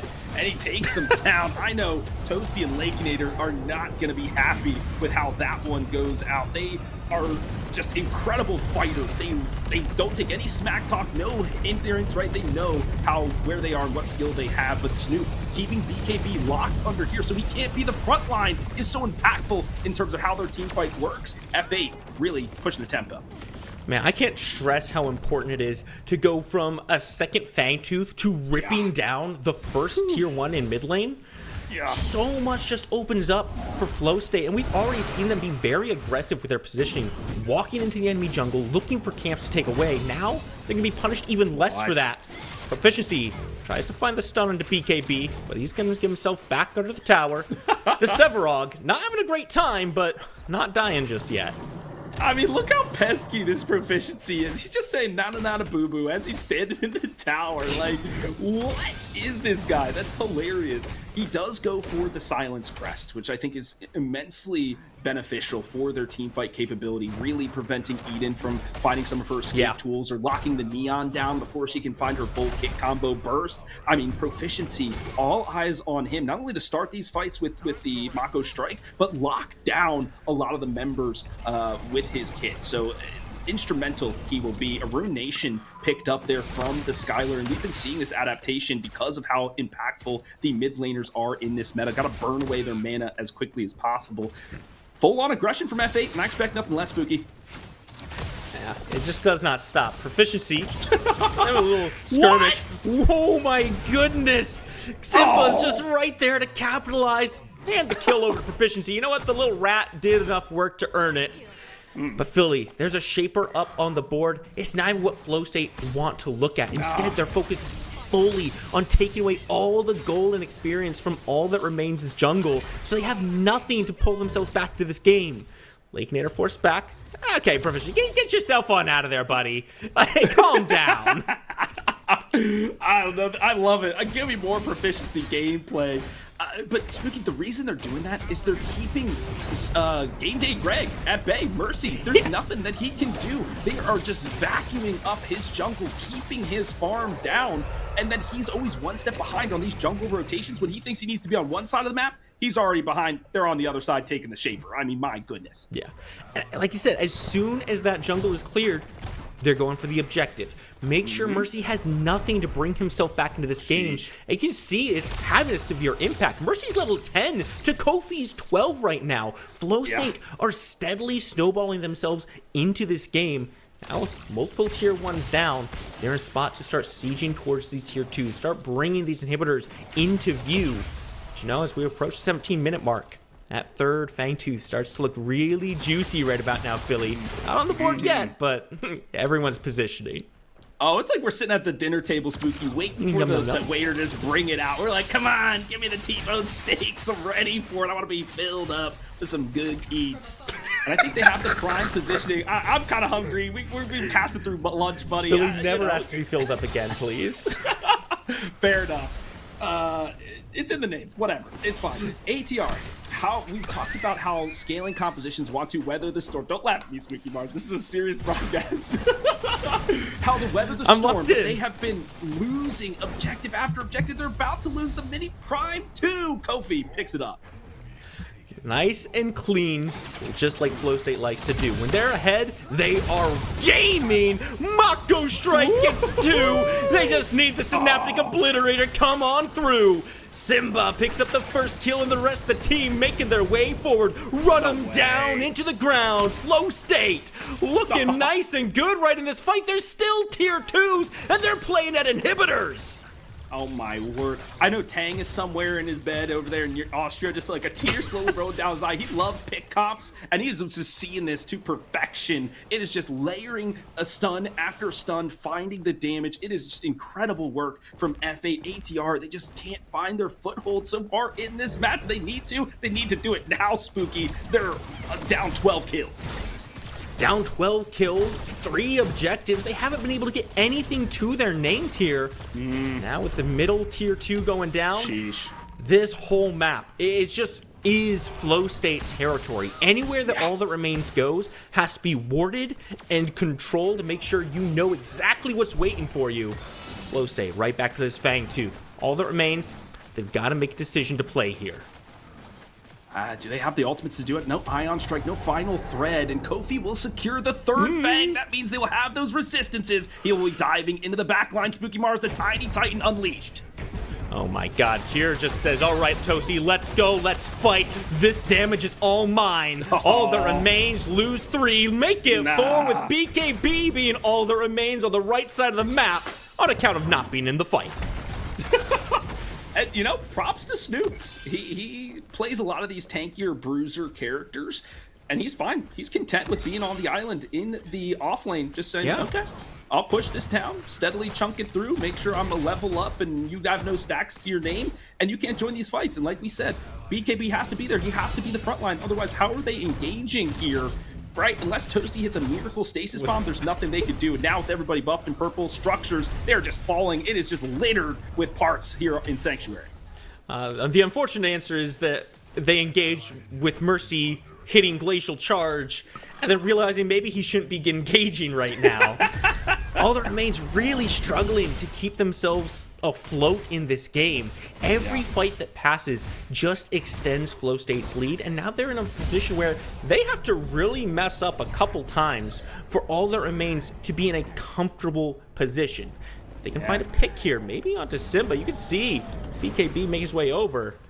They're not able to clean it up just yet. Simba takes himself to the skies, looking for a way out of this one. Somehow, this dwarf is slippery enough to walk away from 5 people. I'm the Techno Wizard, displaying some magic, and he must have learned something from Mayor on EU, because I've seen that guy juke like 3 or 4 people at once.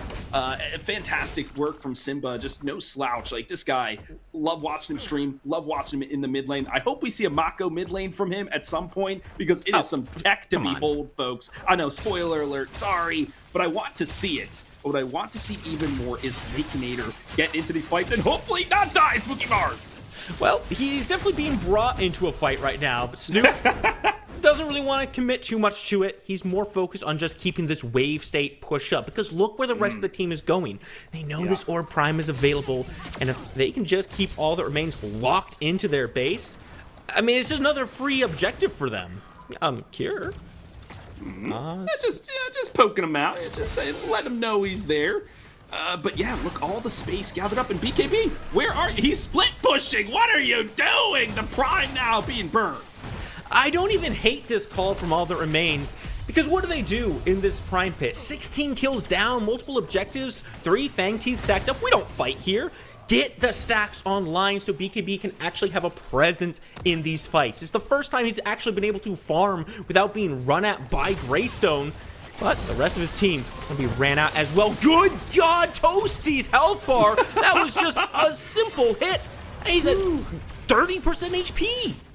Yeah, the burst ability coming in clutch, but a rock even better. Lakeinator, see ya later. One more hit will do it. The Tiny Titan ruffling on the bounce, the jump, the kill. No! There it is. Kofi finds his quarry. back to the wall, stops the back pedal. And now Flowstate have the numbers advantage. They've got a 5v4 and Cure just freestyling on him. Got the lasers, got the damage, and BKB doesn't have the health. Cure with a blink in. CC'd under the tower, but it's not going to stop him. He finally gets shut down by Mercy. But at what cost? Pinzo is the only one standing here to defend against 3 people. Now has to pull his way back. Core looking a little exposed here, Philly.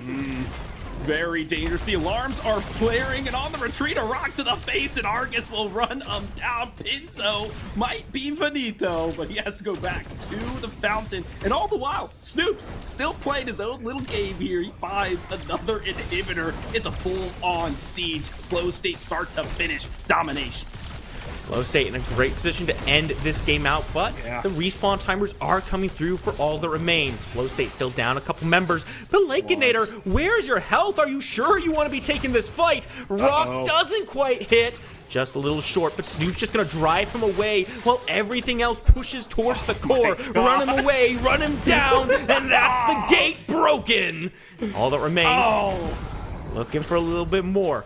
Ooh, that's a good stasis from Simba, but BKB is finally here. No way! The other crystal makes some space. Stun gonna come through. Oh, it's that healing from Proficiency, keeping Simba alive. You can't drag him down. You can't count him out. Flowstate still stands. Holy 85 health. I need to wear Depends if I'm in that situation, my friend, because that is just crazy. This is why I'm not a pro, because I'd be sweating. They're gonna get the Shaper, add more. Yeah, that's right.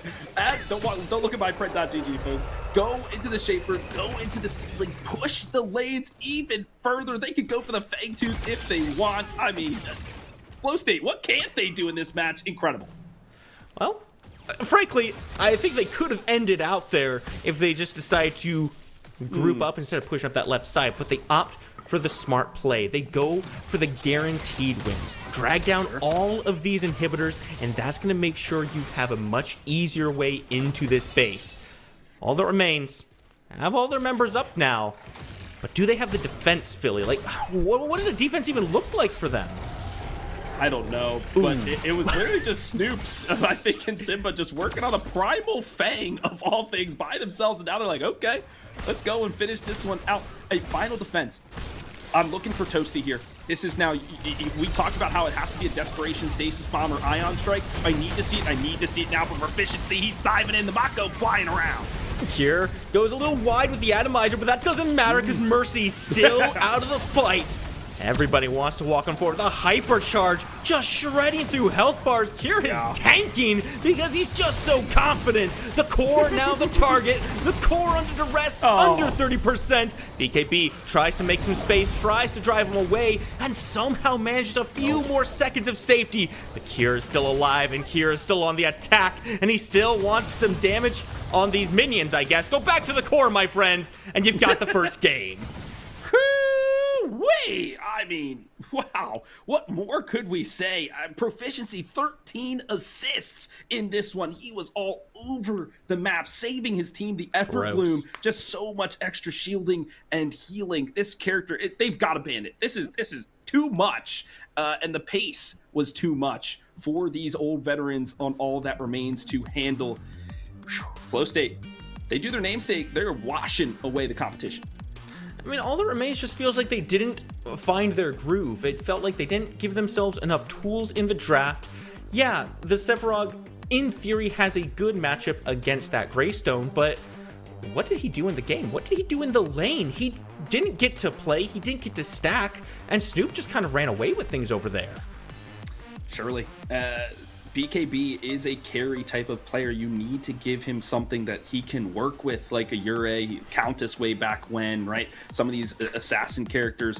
He has the Aurora and the Kwong in his pocket.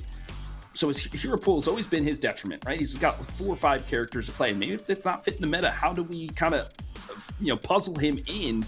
I don't know. The Sephiroth was not the look there, friend, but Flowstate, that aggression, just too hard to defend.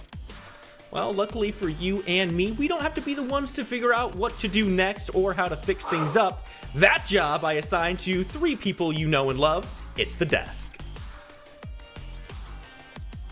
Guys, welcome back, chat. We're happy to see you here. I learned a lot within that game. One thing being that Eden can turn into a pogo stick, much like a transformer. She hopped her way to an early grave. Guys, that was an absolute slaughter. Yet again, Flowstate performing like they are the back-to-back champions. Haru, can you break this one down for me, man? I had expectations going into that game, and I was disappointed, to say the least. Kev. I'm with Haru there. I was expecting something a little bit closer.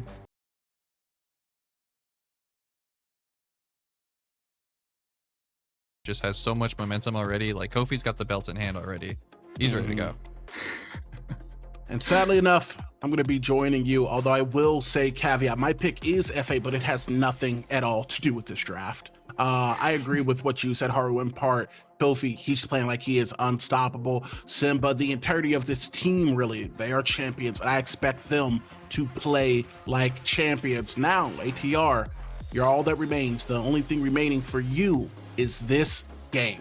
You have to win or you're going to be going home. There's only one set of people I want casting this game. Philly, Spooky Mars, take it away. Oh my goodness, what a draft we've got. Thank you so much, Ego. Of course, Haru and Kev on that desk breaking things down for us. Philly, I have a lot in my head with these teams, but I think Ego has echoed a lot of my thoughts out loud already. I really, truly do like All That Remains draft a lot better, but just the way that Flowstate's playing right now, they're in their zone, they're living up to their name, they exemplify what they are here to do right now. Let's get down to the ground. I want to hear your thoughts on how this one's going to go. This draft from Flowstate is such about momentum. They have momentum on their side, and as Haru said, if they can get a couple wins early, they'll have that snowball potential to really win out the match. And I think that they are feeling themselves so much that they have comfortability executing such a difficult composition they put together for themselves. On the flip side, though, I'm glad to see BKB on this Shinbi. He's been practicing it over the last few weeks, kind of adding her to the hero pool because she's been incredibly instrumental for these compositions, right? That split push, whatever. We've seen this Terra versus Shinbi matchup many times so far throughout this tournament, Spooky. I want to see how BKB kind of takes advantage of some of those, you know, the extra magic power that Shinbi brings to the table. But Kofi on the Yurei, this is high tempo, high aggression, burst ability at its finest. I'm so glad you highlighted this Yurei as well. As much as, you know, we don't talk about Yurei. Yes. We have to this time because Kofi has been playing very aggressively. He's been going really deep into the enemy lines and just running at people. And in game one, All That Remains didn't have a lot of tools to stop him from that. But here in game two, I feel like that's a different story. Now you've got the Rampage on your side. You can boulder him in the face. Now your Aurora is actually the support. So she's playing a little bit further back, waiting to back you up. And I feel like there's more tools to punish that aggression if they go and try to bite off a little bit too much too early. But the engage here is still layered. You have to hit rock and then go into wall and then go black hole, or you do wall into rock, black hole, right? There's still a sequence that ATR has to play around in these engagements. And so how does Toasty navigate some of these areas? Well, he's navigating it pretty nice right now, locking down Cure and taking some space, chunking the carry to half health. Yeah, how do we navigate? Straight forward into their faces is the answer. And I like that, right? Sure, you're not going to get a kill there, but you're not looking for it. You're just trying to establish tempo and find some room in your lane so you're not giving things up for free. Now, you've got some health bars nice and low. Mercy jumping in, but Cure able to dodge it out. Now, this guy's been such a menace on the Eden. No surprise to see some focus here. That was a wonderful gank opportunity for game day. Greg, Mercy, you gotta connect that to find some kills. And more importantly, even if you don't find the kill, you force Cure to reset, which gives you more priority in the lane to push your creeps forward, get a plate, maybe open up this Fangtooth, whatever it is. But a good rotation is now he's clearing his blue side. BKB already shoved under his tower. Snoop is a tank bruiser player in the off lane, and he's showing his stuff today. And this is something we've seen, like you mentioned, throughout the tournament series.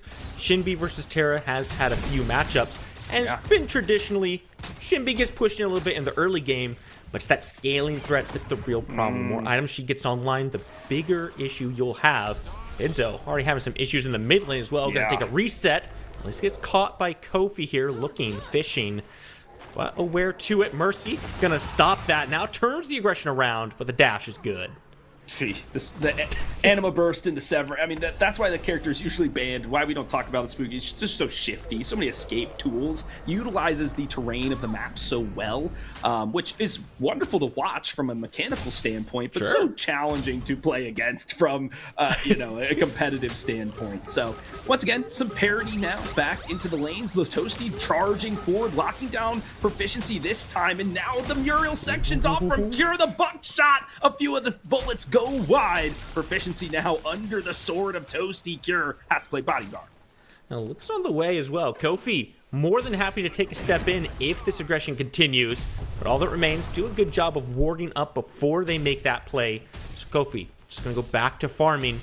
As good as this looks for all that remains, I gotta say, Philly, this is shades of game 1 as well. Flowstate for the first 7 minutes did not do a lot of anything and just allow themselves to scale up until they all had their ultimates. And that looks like what they're playing for right now as well. 100%, friend. You have to get to that point where you can fight, or you feel like you have your burst potential online, so that when your pick comes through, you can secure the kill. And if you're trying it right now, you're just gonna people are gonna escape. They have their blinks up still, that kind of thing. So I like this early exactly. So a great secure of the seedling there for the Rampage. That's Mercy.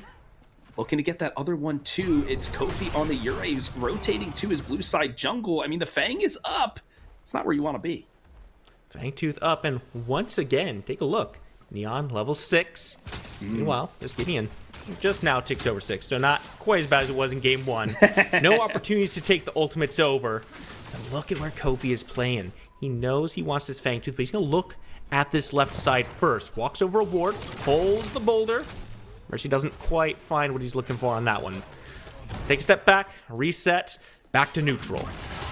Wards win game, Spooky, right? Like, they're trying to get an advantage in that duel lane so they can open up the Fang, and they're still going for it. Lankinator with the buckshot to get his opposite number. That might be enough for them to rotate to the Fangtooth, and they're sprinting for it now.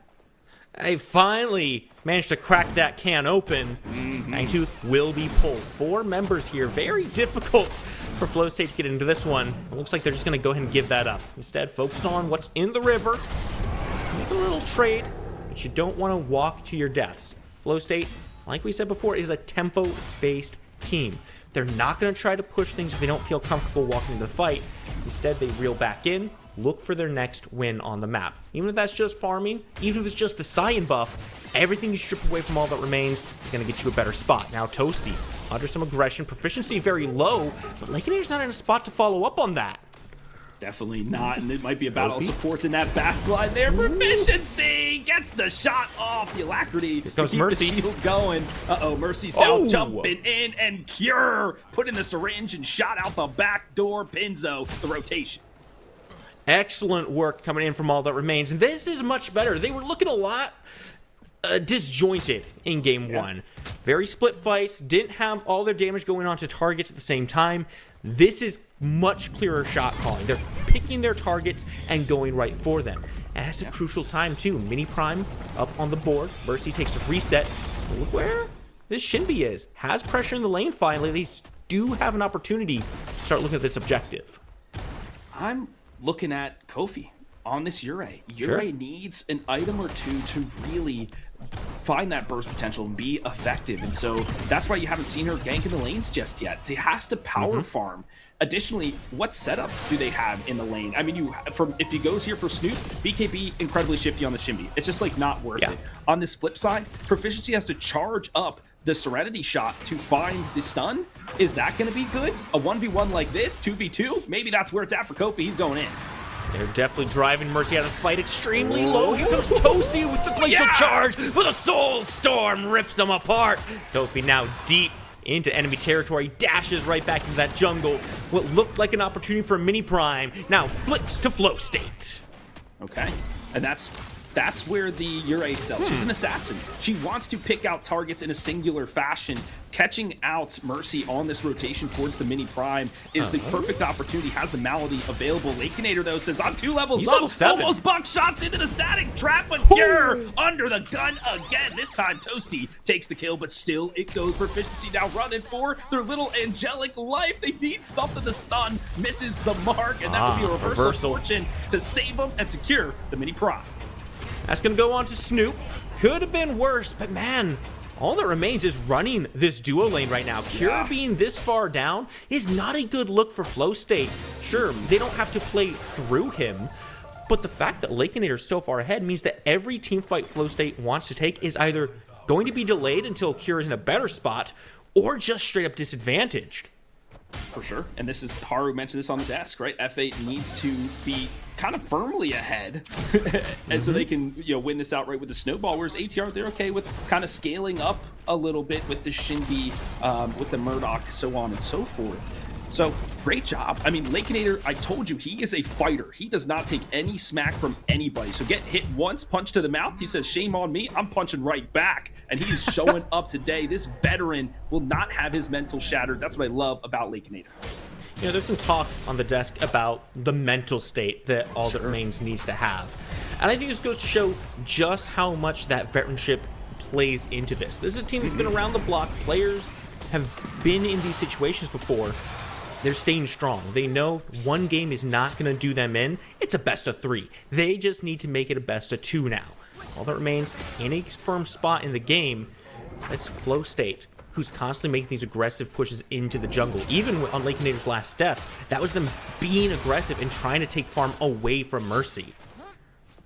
Look how fast this clear is from Kofi with the malady. I mean, insane. And he went for the augment that gets the extra movement speed and mana regen when he does tear the souls away. But no time to talk about that. Another soul storm expended. Here we go. Mercy takes a lot of damage. Same with Pinzo already out of the fight. The turn lock back into Kofi. Mercy. Maybe not enough though. The black hole opens up.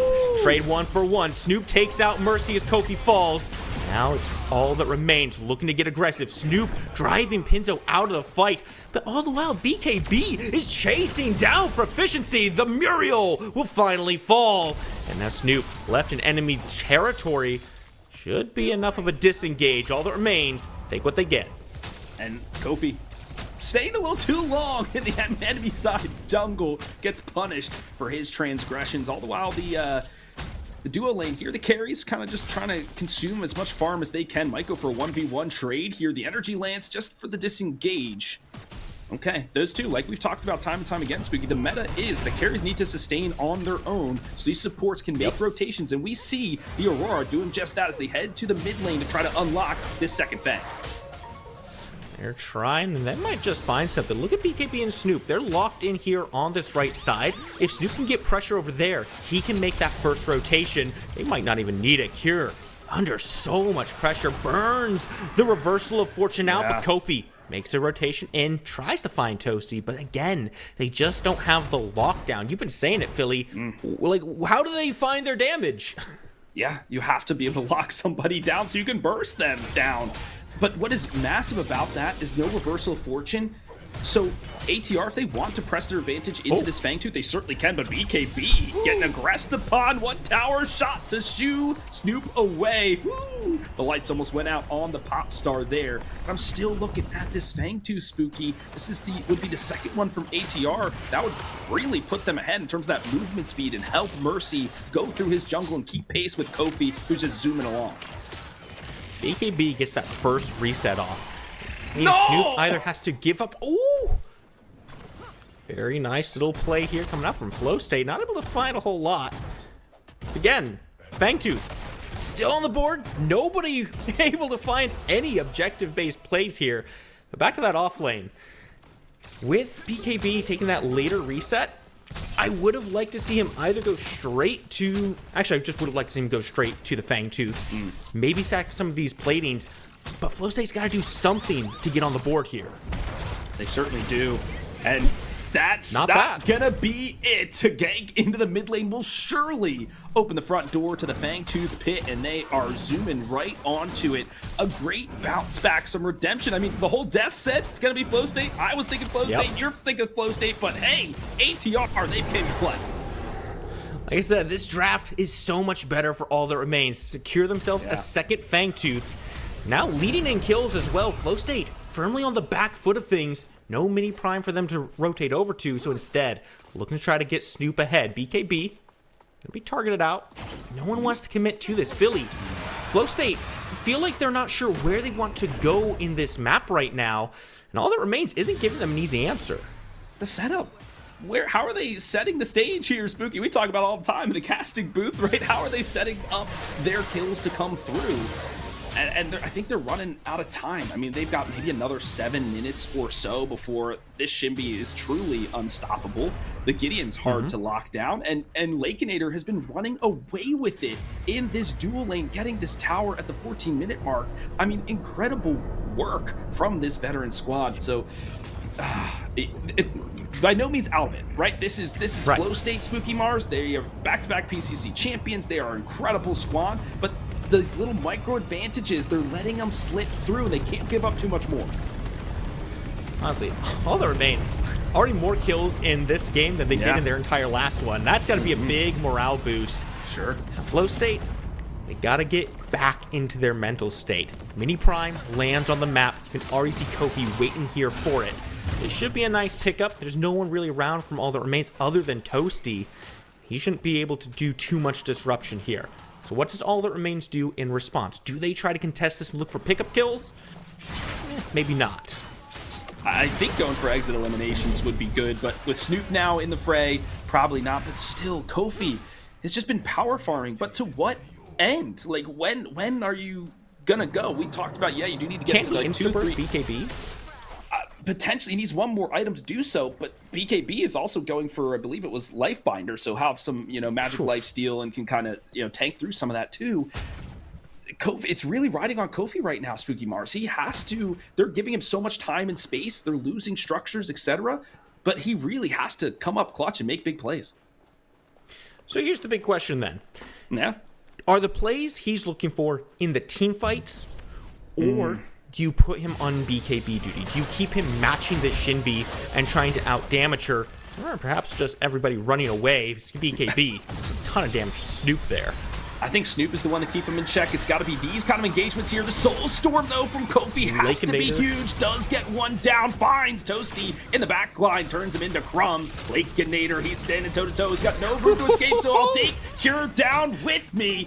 The Here comes dagger's Kofi. coming through, and Kofi cleans up, too. That's what you need to see, but Cure falling. Ooh, doesn't feel good. Man, it takes so much time. Lakeinator just makes his way all the way to the back, solos out Cure.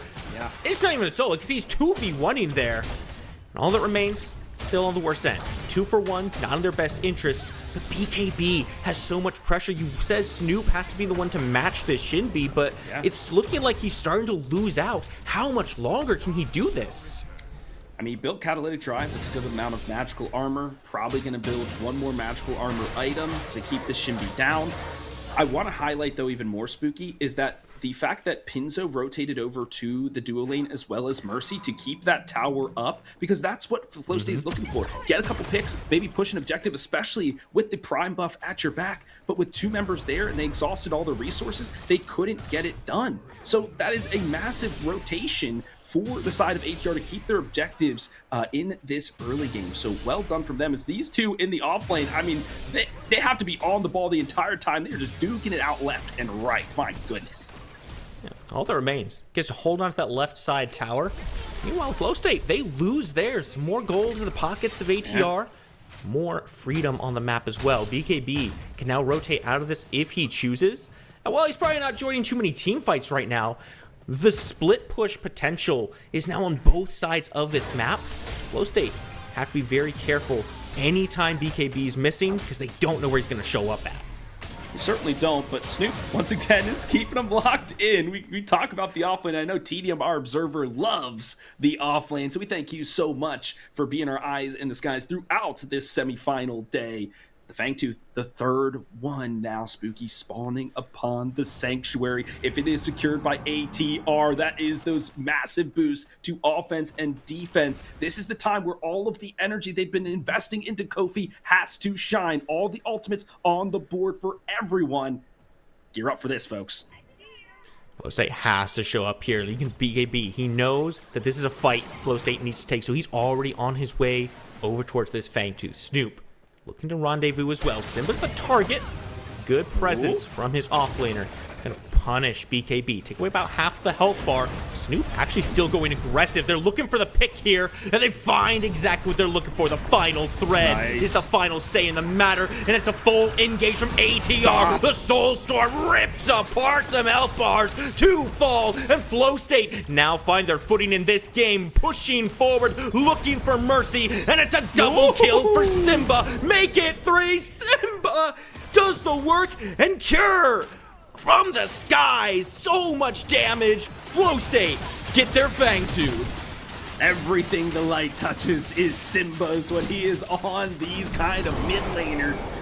He can carry. I am the carry now, he says. Like, he is the team captain. He is the one facilitating, and he's showing why these burst mages are been so prioritized throughout this draft. But I want to highlight in that engagement, the Shinbi trying to go into the backline to split the team up, but Snoop is there. That is his sole objective, is to keep this Shinbi away. He did just that. The burst came through, down went BKB, and then was save your friend syndrome from that point onward, and everybody just died after that. That gets the Fangtooth, and that gets the Shaper, which puts those seedlings in the lane. You can see those little dots wobbling in now. That gives some more space for F8 to find that farm they're looking for and get back into the match. I told you, they're not down by any means into this one. That was a great team fight.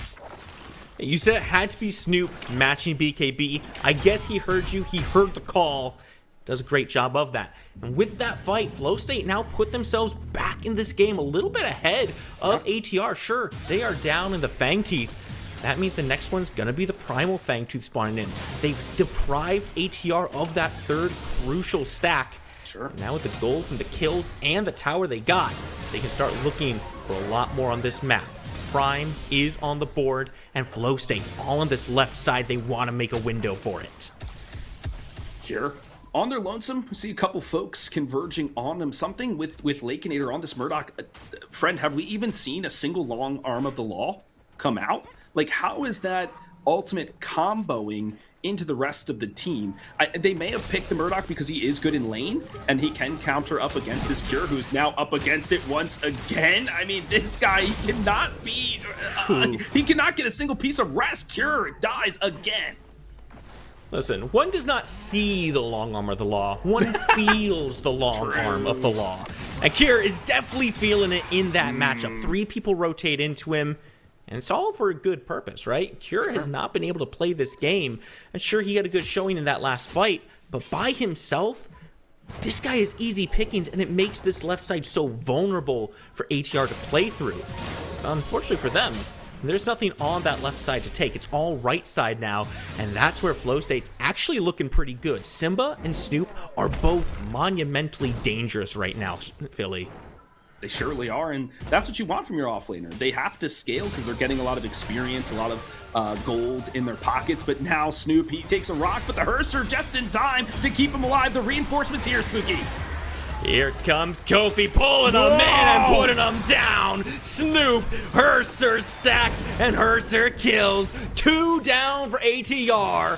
Flowstate walking forward. There's still a lot of damage to be had. Toasty loses, what is that, 60% of his health in a quick combo. But it's the Orb Prime that Flowstate truly want. It's the Orb Prime they're gonna get. Sheesh. Okay, power farming Kofi.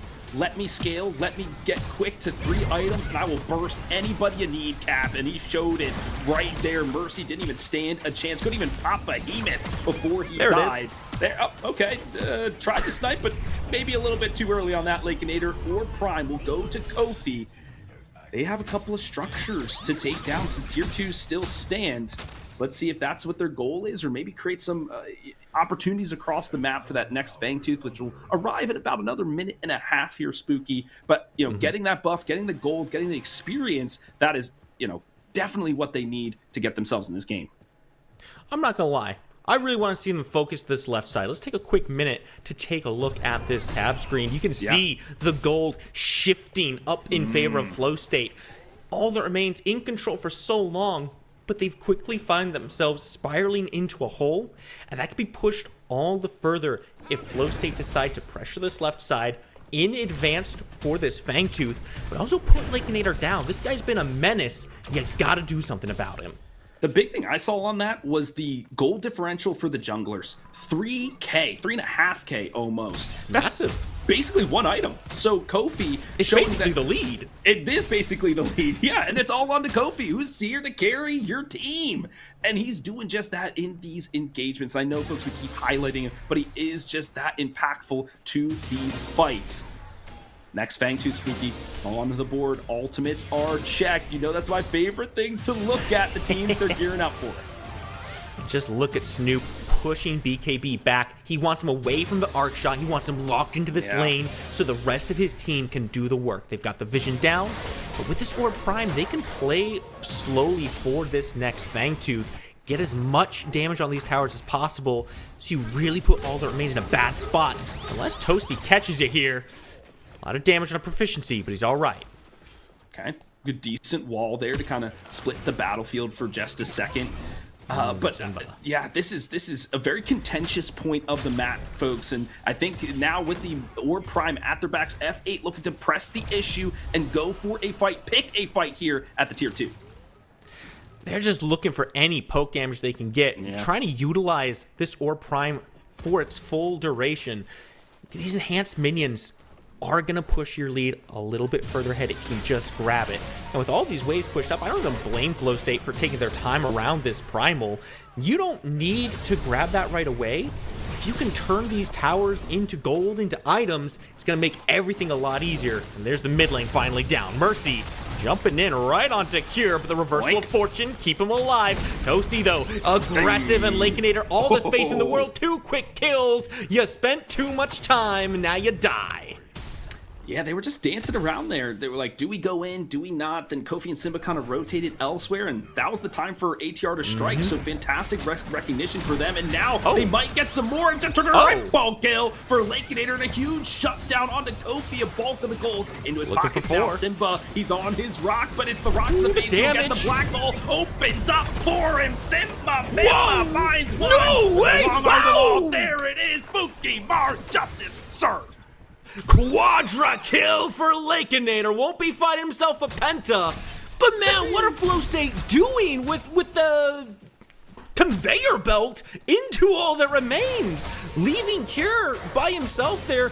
Like, why? You have the Orb Prime splitting up instead of grouping up. It clearly doesn't work.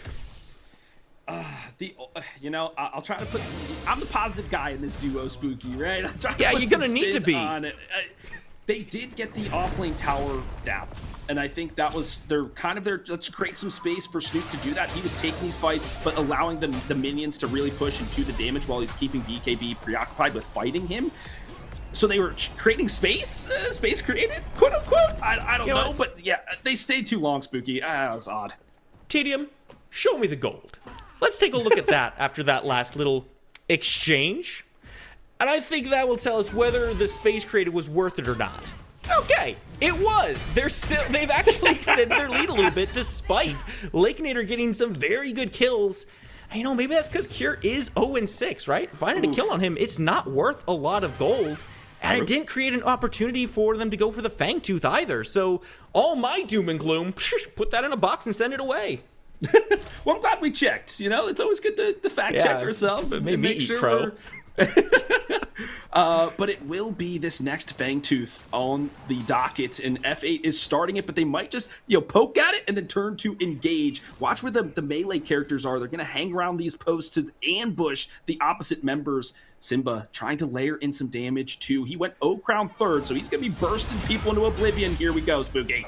Man, Snoop is just running at people. Was looking for Murphy first, but turn around on a Lakeinator. Finally, the shutdown. They've been needing it, and now they're looking for a little bit more. Soulstorm, they're gonna go ahead and explode all over him. Kofi diving deep, rooted down, but still clinging to life. A bear scrap. Kier goes into the limit break, and they shred through every health bar they're looking at. The stuns are good. Mercy, there's none left for you. Send them away. Walk down. Pinzo just sitting under his tower, and he's gonna take a lot more damage. Flowstate, no eyes on the Fangtooth, only eyes on the prize. Take the inhibitor. The respawn timers, they're too long.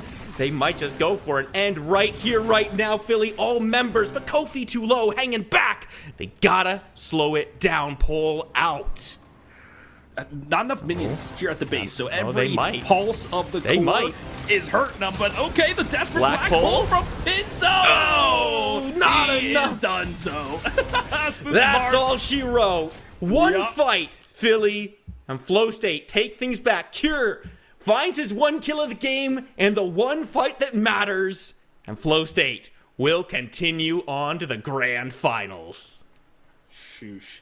This was a tempo in a different fashion. This was not aggressive, like, we're going to run at you. This is a tempo where we're going to beat you in the jungle and the farm. Kofi, with this augment, this Ethereum, he was just able to get to camp, zoom around the map, absorb everything. He was like 2 levels up at the end, an item and a half. I mean, it was just an acceleration for him to then get these fights later on. So they bent a little bit, they lost some things early, and Cure maybe just a distraction, like, oh, he's going to be the real threat, but really, it's us two over here doing all the damage. Simba and Kofi carrying the team. That's the thing, right? It's a team-based game. Yes, we say Cure's name a lot. He put on a fantastic show last weekend, but he's not the only guy. You can put all your effort into shutting him down. Simba's still doing damage. Snoop still creating space, and man, Kofi, do I even need to say how much work was put in from every member of this team? I think there's a lot to say about it, but that's enough from us here, Philly. So let's go back to the desk and let them have their word. Spooky, Philly, thank you guys so much again for a fantastic cast. A great set that ultimately ends with F8 stepping up to their 3rd consecutive grand final. Haru, Kev, when you have a bag full of fireworks, we shouldn't be surprised when one of them pops off. Neon, Yuri, the Cure Blade. One of them was destined